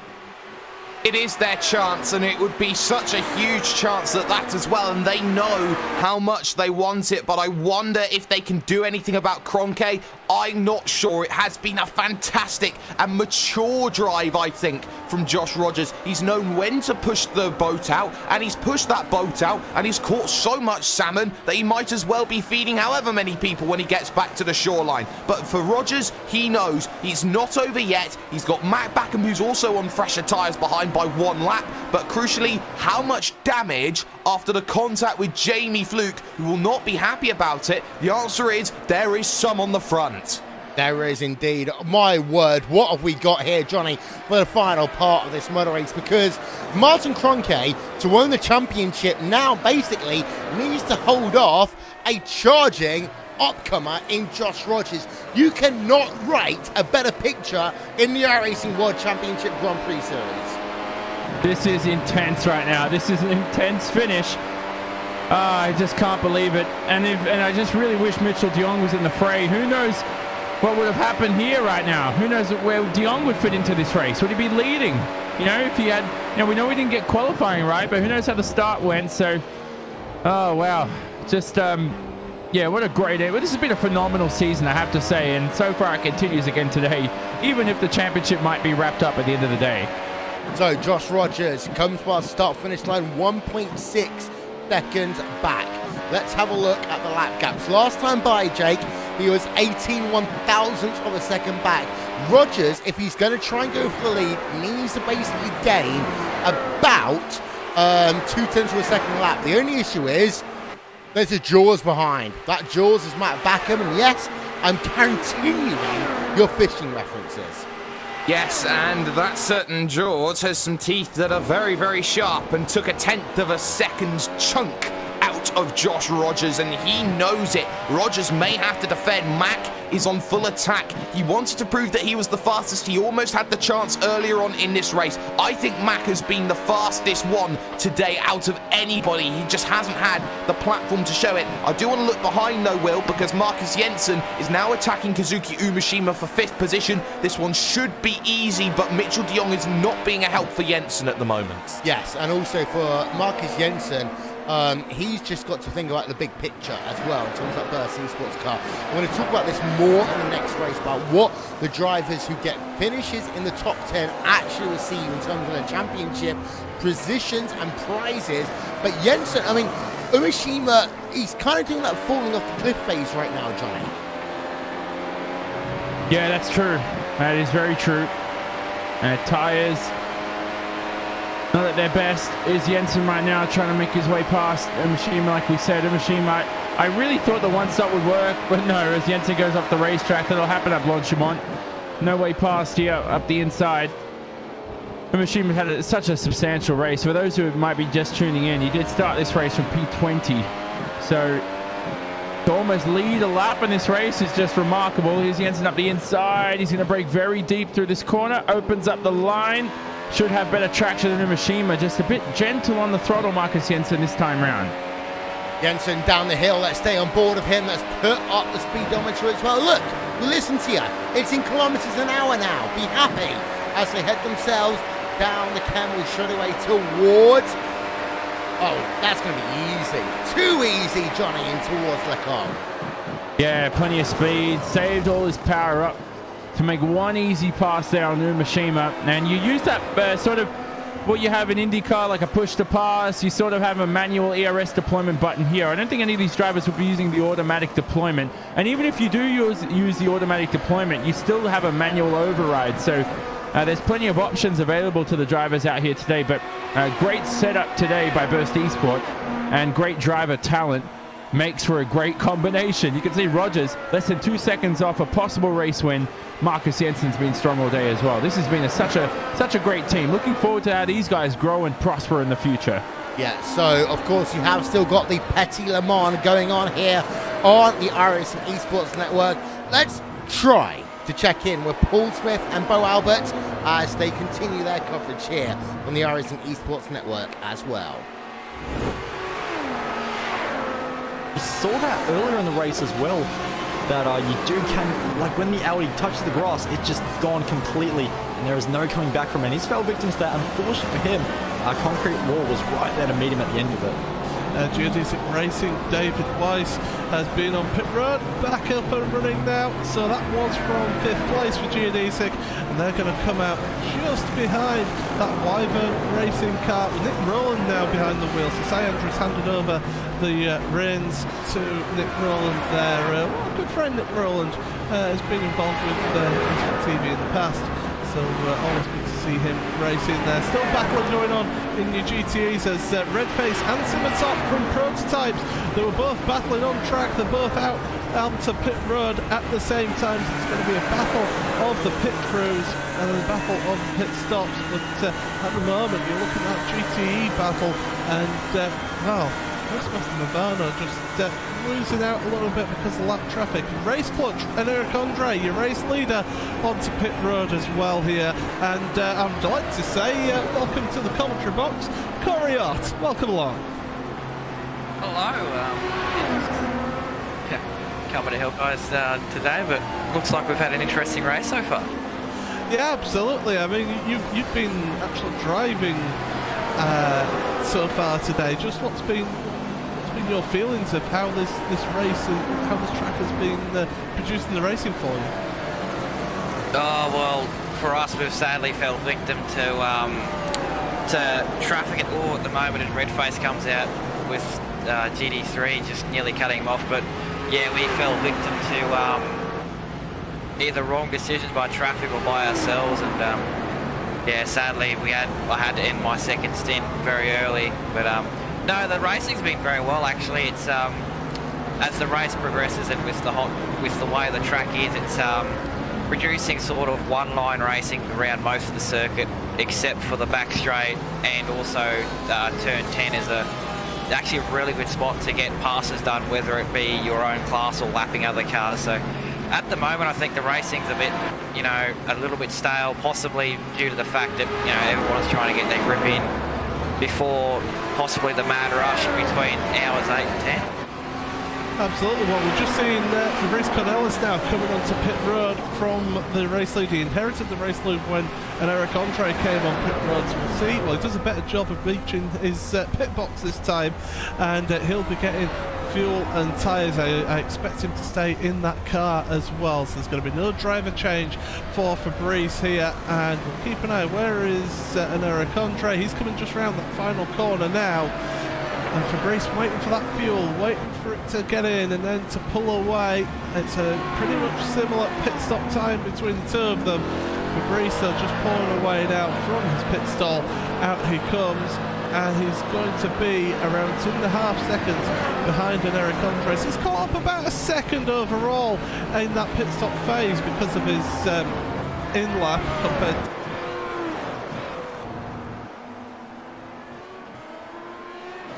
Well, that's enough, shall we say that, Jake, from Paul, etc. right now, but there's some fantastic race going on in the iRacing Petit Le Mans.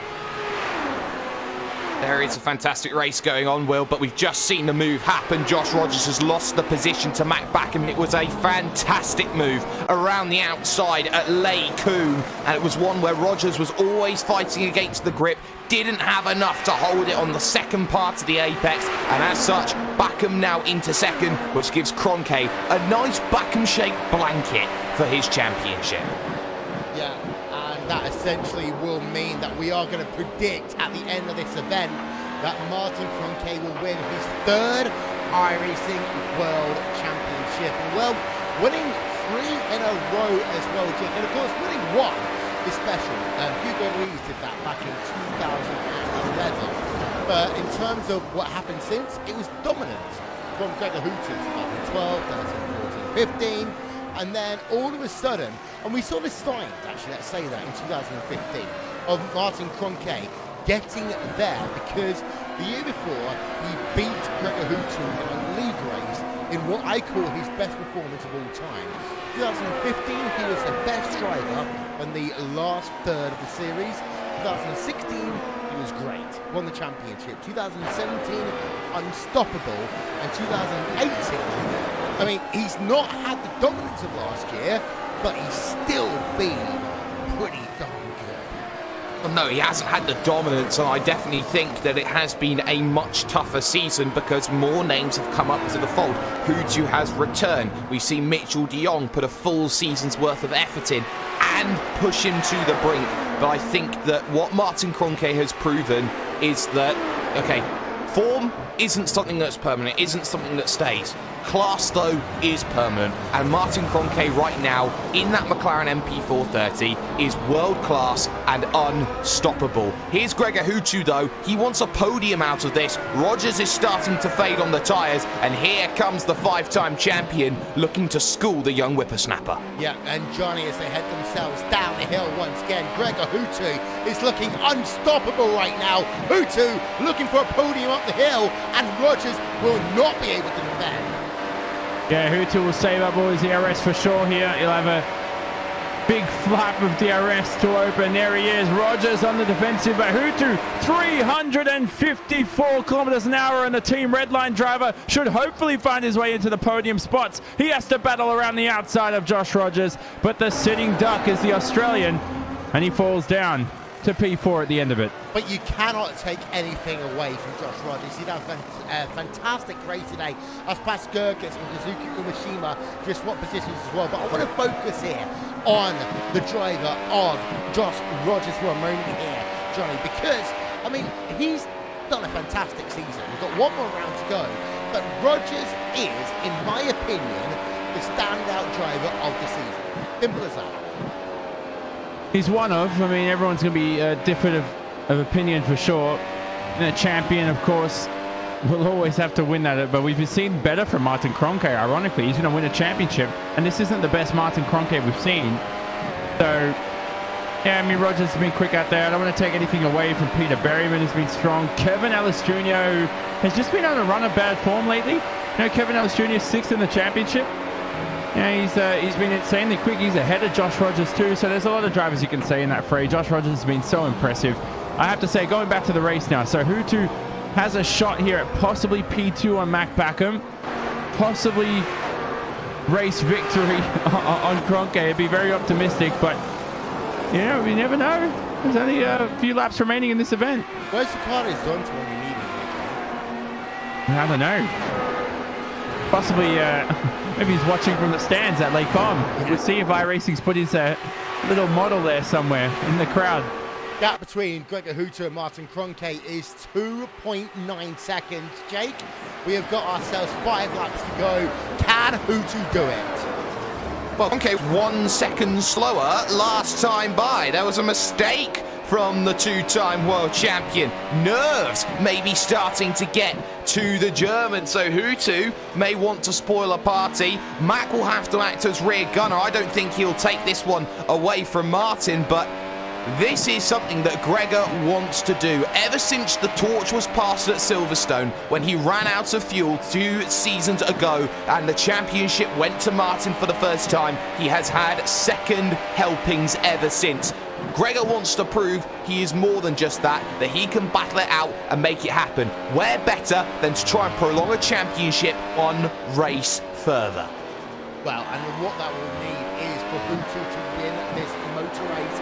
But the thing is, as well, is maybe Kroenke is just putting it into cruise control, getting himself ready, knowing the fact he doesn't need to push anymore here.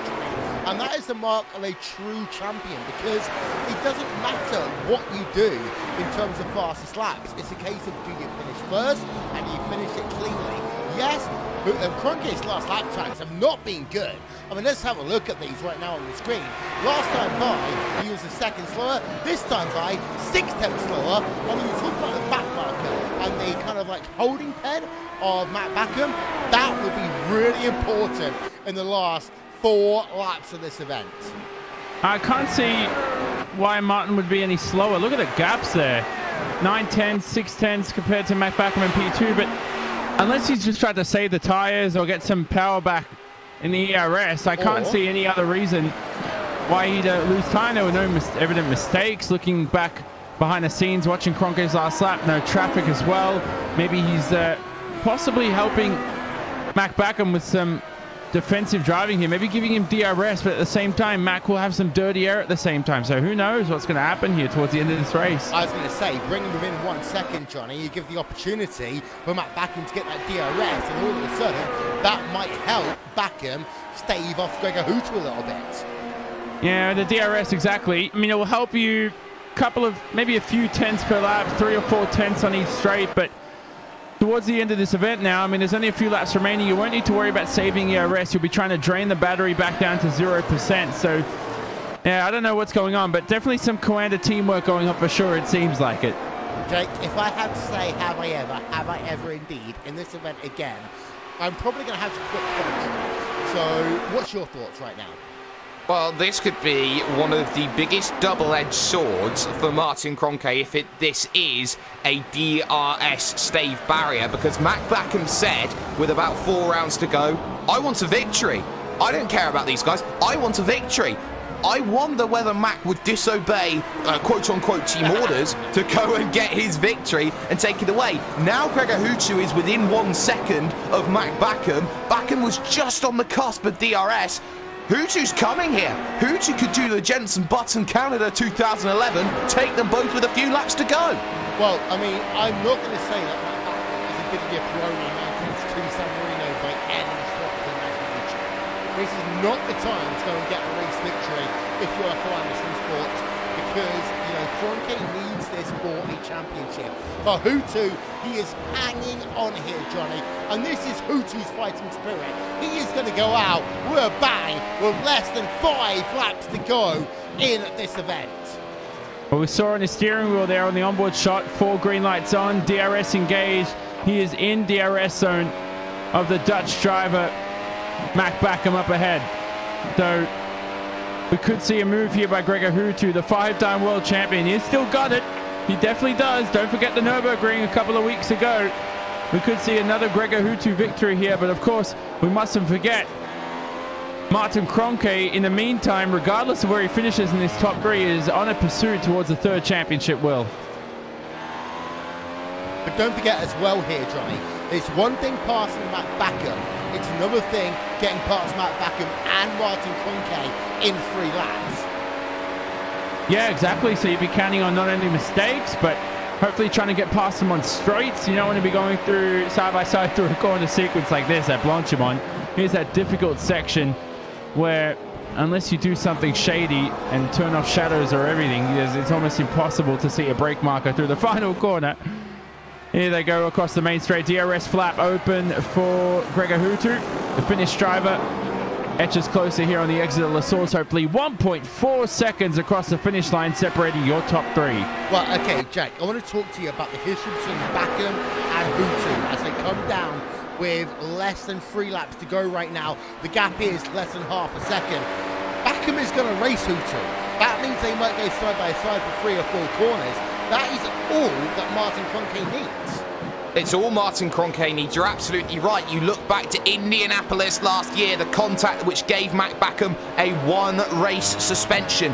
1 race back, he goes to Suzuka. They make contact again as Hutu angles a line to the inside to get into the mirrors of Mac Backham. And you talk about how in the start of this season, Gregor Hutu could not find himself off of Coanda cars to save his life. Hutu knows if he wants to get past and get more positions, he's got to make the move now, because if he has to wait a lap to make this happen, that's it. Race over. Can't catch Kroenke. Yeah, and last time by, Gregor Hutu did a 1:47.799.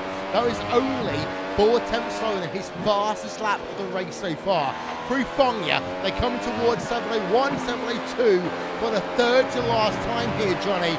There's so many storylines that can happen in the last 3 laps of this event. I have no idea how this is going to pan out. Yeah, Backham had the better line through Stavolo, so you're unsure about what's going on. So far, it looks like Backham will stay ahead, but through Blanchimont, Hutu with the slipstream, better power, using all of that push to pass from the energy recovery system across the main straight. Both have DRS here. There'll be 2 to go as they cross the line. There at updates at the top left-hand side of the screen. Very close. Backham, better exit out of this corner. Hutu went a bit too hot, and that could cost him a potential chance at overtaking Will. Yeah, they come down the hill. The gap has gone up to 4 tenths of a second. That means that Hutu is not going to be anywhere near close enough unless he's got ERS. DRS working perfectly for him, but also Backham had DRS that time by, and Hutu, he tries it down the inside, Jake, cannot do a thing. No, he was too far back, and anything even closer to Mac Backham there would have been suicidal at best there and deliberate at worst. So now he's stuck for potentially another lap. But crucially, Backham's catching Kroenke as well. Kroenke has not got the pace here to stave off Backham, who is having to run the laps of his life at this stage, Will, just to keep Gregor Hutu behind. This is not over. Backham will get closer to Kroenke more and more. Kroenke will start sweating. My goodness, the championship could be done here. We've seen greats win championships here, the likes of Michael Schumacher, for example. But this, for a German like Kroenke, if he can stave off these two, this would be a feat even greater than what Schumacher could ever do at Spa. Well, but the thing is here, Johnny, is that even if Kroenke doesn't win the championship here today, he basically needs to show up in a couple of weeks' time at Circuit of the Americas and he will be champion. So he's not that worried just yet, but the nerves always kick in as we almost enter the final lap of this motor race. Well, Kroenke's done everything he can. Look how hot Hutu goes into the final corner and almost outbrakes himself. That's going to cost him. Yeah, Gregor's trying to just push a little bit too hard. I think he knows that the reason why Hutu's pushing so hard is you can tell he's not just going for P2. He's going for the race victory. It's a bit too late. He's gone hot into different corners. He's mucked up his lines. Second lap in a row. He's made a mistake at La Source. Oh, he's almost given up a chance at P2 away. But you have to, you can't take it away from Gregor Hutu. He went full on for a race victory. He had nothing to lose. Well, there was a time back in the Glacier TV days when Gregor Hutu was held off even for an entire race by Martin Kroenke. And that is the time that I said that Martin Kroenke would be a future world champion in the iRacing World Championship Grand Prix Series.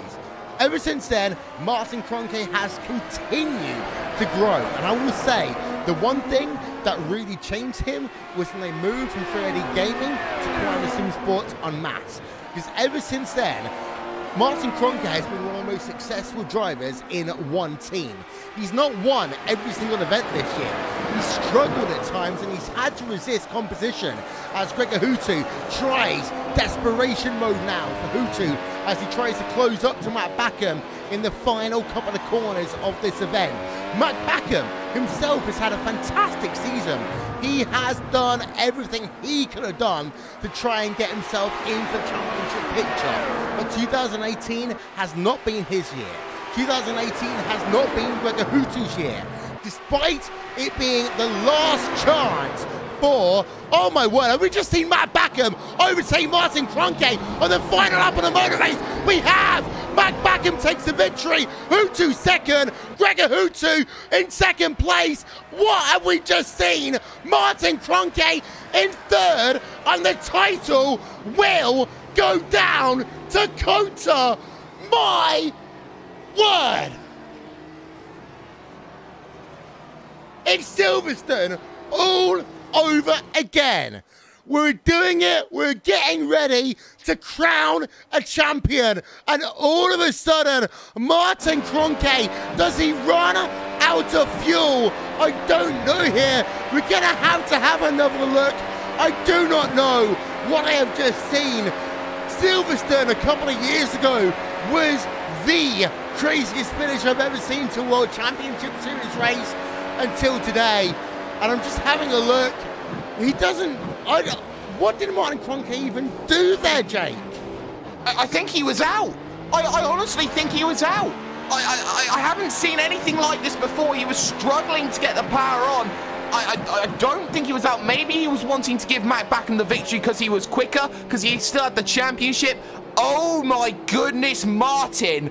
I think we have just seen the defining moment of the season. I have no idea what Kroenke's done. We'll have to ask him for an interview. But Gregor saw an opportunity, sent one down to the inside on the final corner. And I think that Kroenke wanted to give the victory, potentially. Maybe not second. But this title's alive, Will. And De Jong has been given a lifeline here. A slim lifeline, but a lifeline at Circuit of the Americas. Johnny, I mean, I'm having a look at the onboard. I'm having a look at the rev counter. He doesn't, yeah, it's Indianapolis with Schumacher and Barrichello 2002 gone horribly wrong. Yeah, I mean, he didn't run out of fuel because he backed off the throttle. As soon as Mac was side by side or ahead of him, he straight away went back to the throttle. So you knew that Kroenke was giving the victory to Mac Backham. So Mac Backham will get his third career victory here today. But Kroenke, the funniest part of this all is Gregor Hutu. Gregor Hutu just slotted himself and spoiled the party for the Coanda drivers. I just love that move from Gregor Hutu there. Just it's one of the funniest things I've ever seen, and one of the most shocking things I've ever seen. You'll see Gregor Hutu pop up as, well, this is an onboard from Mac Backham, so you won't, but one of the best moments in this World Championship in terms of hilariousness and just surprise. I'm speechless. I'm absolutely speechless. I mean, that was... Oh, my goodness. What have we just seen there? I mean, let's have a look on board of Gregor Hutu for a minute. Let's give you RaceSpotTV fan immersion.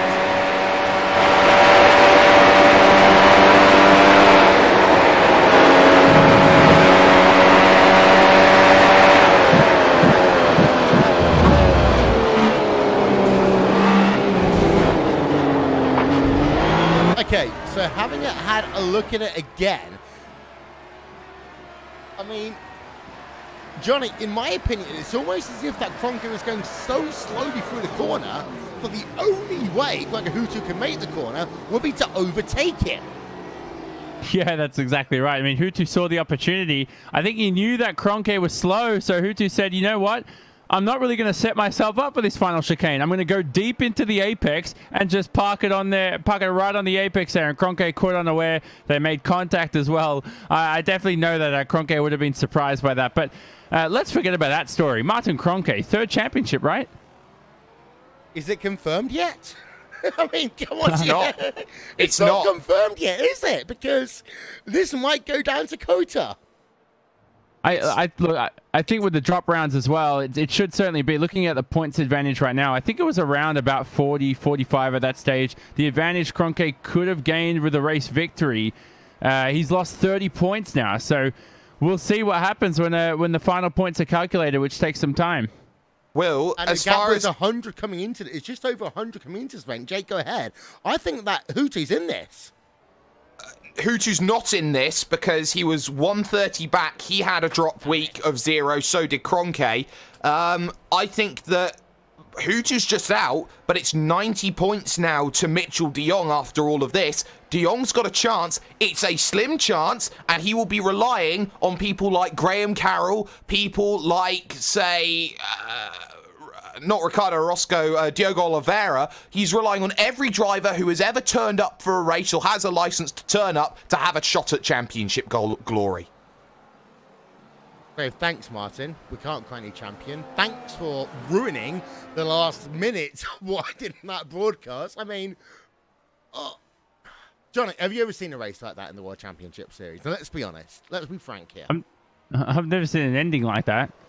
I've seen ridiculous ones. We know Schumacher Barrichello at Indianapolis when they tried to photo finish and accidentally gave the victory to Rubens. Probably payback for Austria 02 anyway.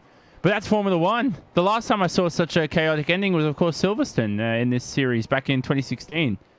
Or when Toyota, I mean, they had their own mishaps, but that was their own mishaps. I mean, we really need to speak to Martin Kroenke. Let's have a look at your final race results. Jake, go for it. I can't right now. You can't, but my goodness, what a race. A championship that is still alive. Mac Backham wins by a second in the most controversial, the most dramatic end to a world championship race in history. Gregor Hutu steals one from Martin Kroenke, who led pretty much every lap of this event and then throws it away coming to the line. Josh Rogers deserves a lot of plaudits for 4th position, with Marcus Jensen 5th, also for Burst Esports. Tommy Erskard and Pashalis Jurgis for Coanda 6th and 7th. Great races by the pair of them, with Kazuki Umashima 20th all the way up to 8th. Jamie Fluke had contact with Backham. Keep that in mind. The stewards may get involved, finishing in 9th position, with Michael Partington rounding out the top 10 for Radicals Online.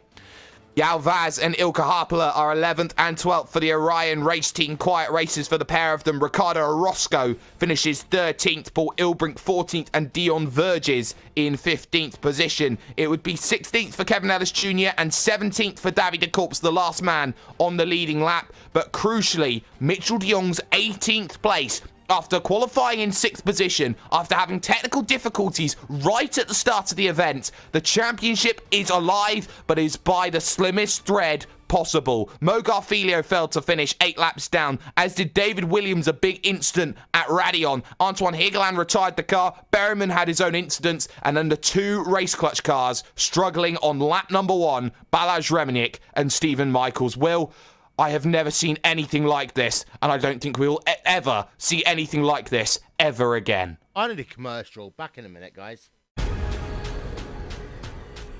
The most realistic online racing sim ever made. This is iRacing. Detailed laser scan tracks, fully dynamic real world cars, and over 50 series to choose from. 6 online world championships offering over $100,000 in annual prizes.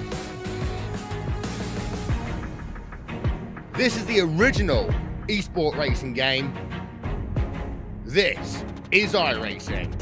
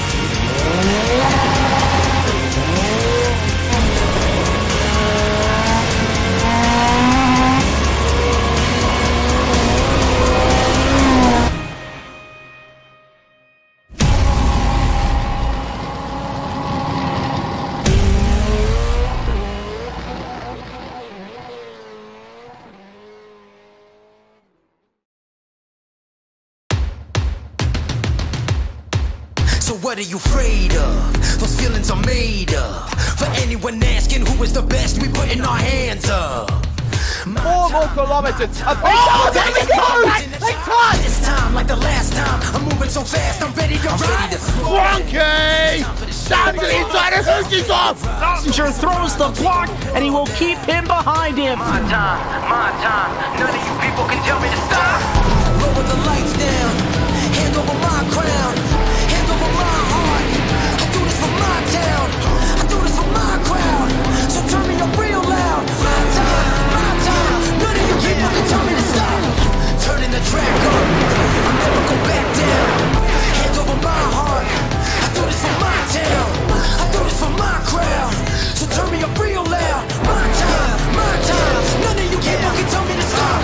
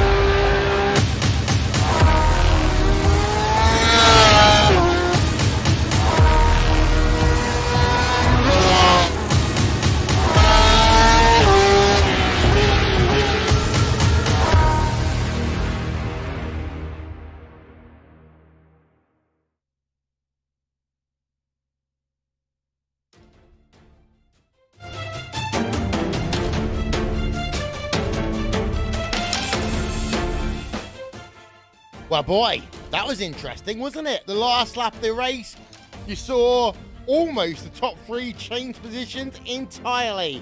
Martin Kroenke led into the final lap. However, he finishes third. Mac Backham is your race winner here in what has been a crazy, fantastic race here in the penultimate round of the iRacing World Championship Grand Prix Series. Backham wins by 1 second over Gregor Hutu, and then Martin Kroenke in third, Rogers in fourth, and Marcus Jensen rounds out your top five. Johnny, I am always going to talk about Silverstone 2016. This, in my opinion, was crazier. Yeah, I did. Well, I still have to comprehend what went on, but you're right. It has the potential to be crazier. Let's see what lives on. You know, is this going to be? We'll see in a month's time, in a few months' time. Is this crazier than that Silverstone 2016 finish? At least we might be able to use this one in some iRacing promo videos, I'm pretty sure. Well, yeah, and Jake, I mean, let's be honest. We were literally serenading. I was literally serenading Kroenke to the championship. Well, this is proof, Will, that no race is over until you reach the finish line. It happens just like that. But oh my goodness me. I have never, in all of my racing years on iRacing, seen a race come down to that and have a massive, massive moment like that. I think that it is the craziest thing I've ever seen. I think it just epitomizes this 2018 championship, why it has been so fascinating to watch. And I think it's something that will be talked about for years, maybe even decades to come. I've got a question for you, Johnny. Yeah. Have you ever? You like asking that question, don't you? I do. Have you ever? I mean, I'm still in shock. I mean, one thing I want to talk about very quickly. Burst Esports. We talked about them. They started in third and fourth. They finished fourth and fifth here today. Despite, I mean, they've only really lost one position. That's the Gregor Hutu. Great performance by them. I have to say, very impressed by Burst Esports. If we had to pick a team of the day, we'd give it to them for sure, right? I mean, we always pick driver of the day, but for Rogers and Jensen, two young guns, to be that impressive, finish 6 seconds off the lead at a racetrack. By the way, I know we've overhyped the Coanda sort of dominance at Spa, but let's be honest, they are the best team around here. They've got all the setup choices down pat. They've got the driver talent here, the lines. I watched Kroenke's pole lap here last year, I remember, in preparation for this round, and God, that was one of the best laps I've ever seen, you know, in my life at this track and in this series. So to only finish that far off and for Gregor to be that close to victory, it didn't go easy for Coanda today, you have to say, and Burst were one of those teams that made their life troubled.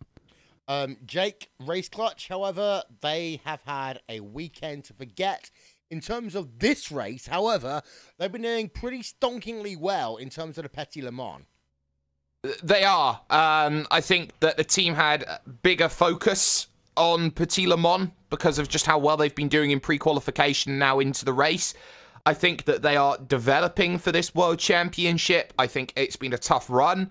But when both drivers of your team go out in the opening four corners, that just symbolizes a poor day. It does. Let's have a chat then to your race winner, Mac Backham. Congratulations. My word.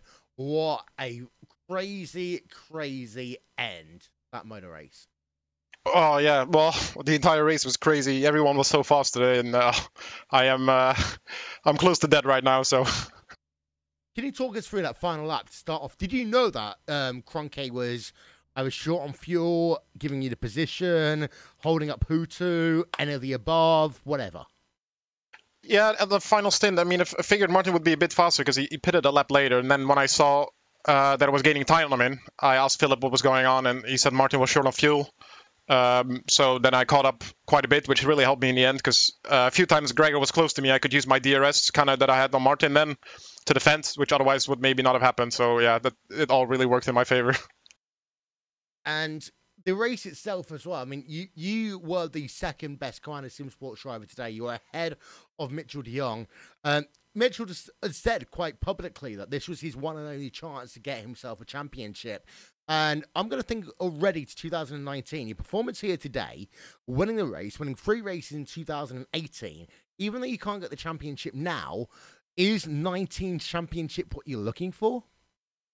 I really don't know. I have to see it. I really don't know what the direction the series is going in next year, so I really have to see what's going to happen with that first, and then we'll see. But yeah, I mean, my goal is obviously to win all the races. I know that's probably not a realistic outlook, but it is the goal, of course. So yeah, I guess with that would come a championship if you win everything like Martin did last year. I was going to say, your teammate said that it's not realistic, but he did it at the end.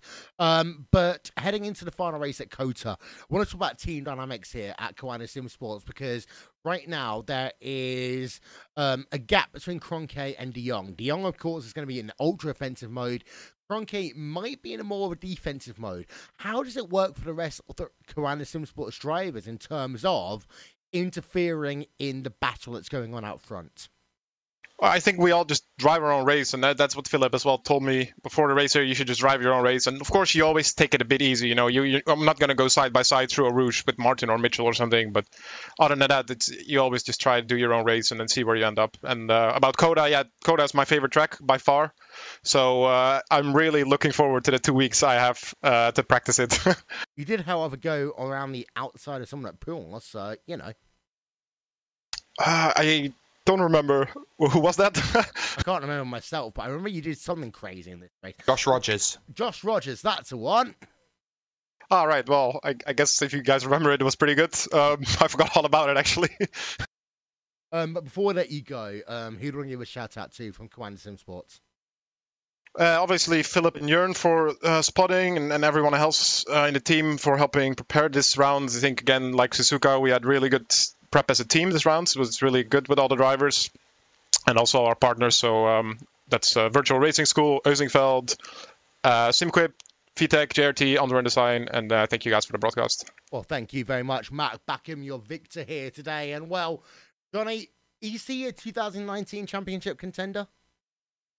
Oh, 100%. I mean, the pace and his form at the end of this season has been just remarkable. And think about this. If you can perform this well off 1 week of testing, that goes to show you're even more incredible of a driver. You've had less time to prepare for this race, and Mac's work ethic has been just phenomenal. He's put in a lot of laps behind the scenes, and this will all contribute. You know, it builds your muscle memory, builds your reactions, understanding of the car, and all this and the other. So Mac Backham, look out for him. 2019, eventually Martin Kroenke is going to have to step aside from the championship throne. And maybe Mac is the next one. Another one, maybe possibly Josh Rogers, Marcus Jensen, like we said. Maybe Peter Berryman also. Who knows? We did see the guy with the longest hair in iRacing on the YouTube chat earlier on, David Haynes. David, you did watch the race, didn't you? No. Well, in that case, goodbye. Bye. Bye. Jake, final thoughts. I have never seen a race like this. This is probably the greatest race I think we have seen in a World Championship. It was crazy from minute 1 to minute last. Strategies were always changing, chopping. We saw some brilliant overtakes. And for those who think that Spa-Francorchamps is just simple and is basic and doesn't do anything, you just put that race on, you sit back for about an hour and a half, 2 hours, and you go, no, you're wrong. That was absolutely fantastic to see. Mac Backham, I did say he had that chance to take that victory. He wanted that third race victory this season. He's got that reward from a bit of help from Martin Kroenke. But my goodness me, what a season. And we've still got one more race to go, Johnny. And I mean, again, what a race we've had here today. But COTA is always a race that can make things very interesting. What would happen if Kroenke doesn't qualify in pole position? He starts in the middle of the pack and ends up maybe being involved in an incident. Well, I mean, we could see that. Mitchell de Jong has won races at the Circuit of the Americas, so it could happen again in just a couple of weeks' time to end the season. It's still not over, but just hearing word Mitchell de Jong's issues, he had some very technical issues during qualifying, and again during the race as well, like we saw. So that's why he missed lap 1. And it's very weird because what we see on the iRacing service is that there's sort of a message pop up in the log that shows the drivers who have lost connection or have had the technical issue. None of that showed up for de Jong, and that's what made this issue much more weird and much more difficult. So just have to feel for the man. He's worked so hard this season, but hey, I'll tell you what, at the end of the day, he looks very strong in Rallycross, and if he does lose his championship, he may have a shot at least claiming another one. Indeed, so that is all we've got time for, though, here today in the iRacing World Championship Grand Prix Series. And, well, lap number 44 of this race, we're ready to crown a champion. But, as Lee Corso will say on College Game Day, not so fast, my friend. As right now, they are doing the predictions on College Game Day. You know what? We'll do our predictions for next week. Jake, is it going to be Kroenke winning the championship? It looks all but likely, Will. I think you need to see the gods intervene for Martin Kroenke to see a different champion being crowned other than Martin Kroenke. This is going to be so tough for De Jong. He's going to be hoping that something happens to Kroenke. Jonathan Simon, do you think in 2 weeks' time it is going to be Kroenke or the driver of De Jong? I think Kroenke will win the championship. I do think De Jong will win that race. I think there's no looking past him. Marcus Jensen also very strong at the Circuit of the Americas, so look out for him. And it's the final round. Look which drivers in that top 20 spot will put in more testing and will accidentally say, oh, look, I've tested too much. And instead of finishing 15th this race, oh, I'm about to win. Where did this come from? Maybe the likes of some of the Radicals drivers like Umashima today, who had incredible pace, will propel himself up the standings and possibly to a race victory, his first of his career, let's hope. Thank you to Istvan Balau and TrackCam22.com. Thank you to Andreas One and And1 Design for our overlay design. Thank you to Simon Grossman and AppSharing.com for the development and all the pretty things you see on the screen. And thank you also to Nick Thisson for RaceSpotTV live timing and scoring. 13 of the 14 rounds of the iRacing World Championship Grand Prix Series are now in the books. However, we still have one more race to go, and that's going to be at Circuit of the Americas. In 2 weeks' time, here, live on the iRacing Esports Network. From myself, Will Vincent, from Jake Sperry, and from Jonathan Simone, we will see you all deep in the heart of Texas. Today, it's all about the Red River rivalry, but in 2 weeks' time, it's all going to be about who is going to be the 2018 iRacing World Champion of Grand Prix Series Racing. Good night from Circuit Spa-Francorchamps, and we will see you all deep in the heart of Texas in 2 weeks' time. Thank you for watching, and check out the iRacing Petit Le Mans.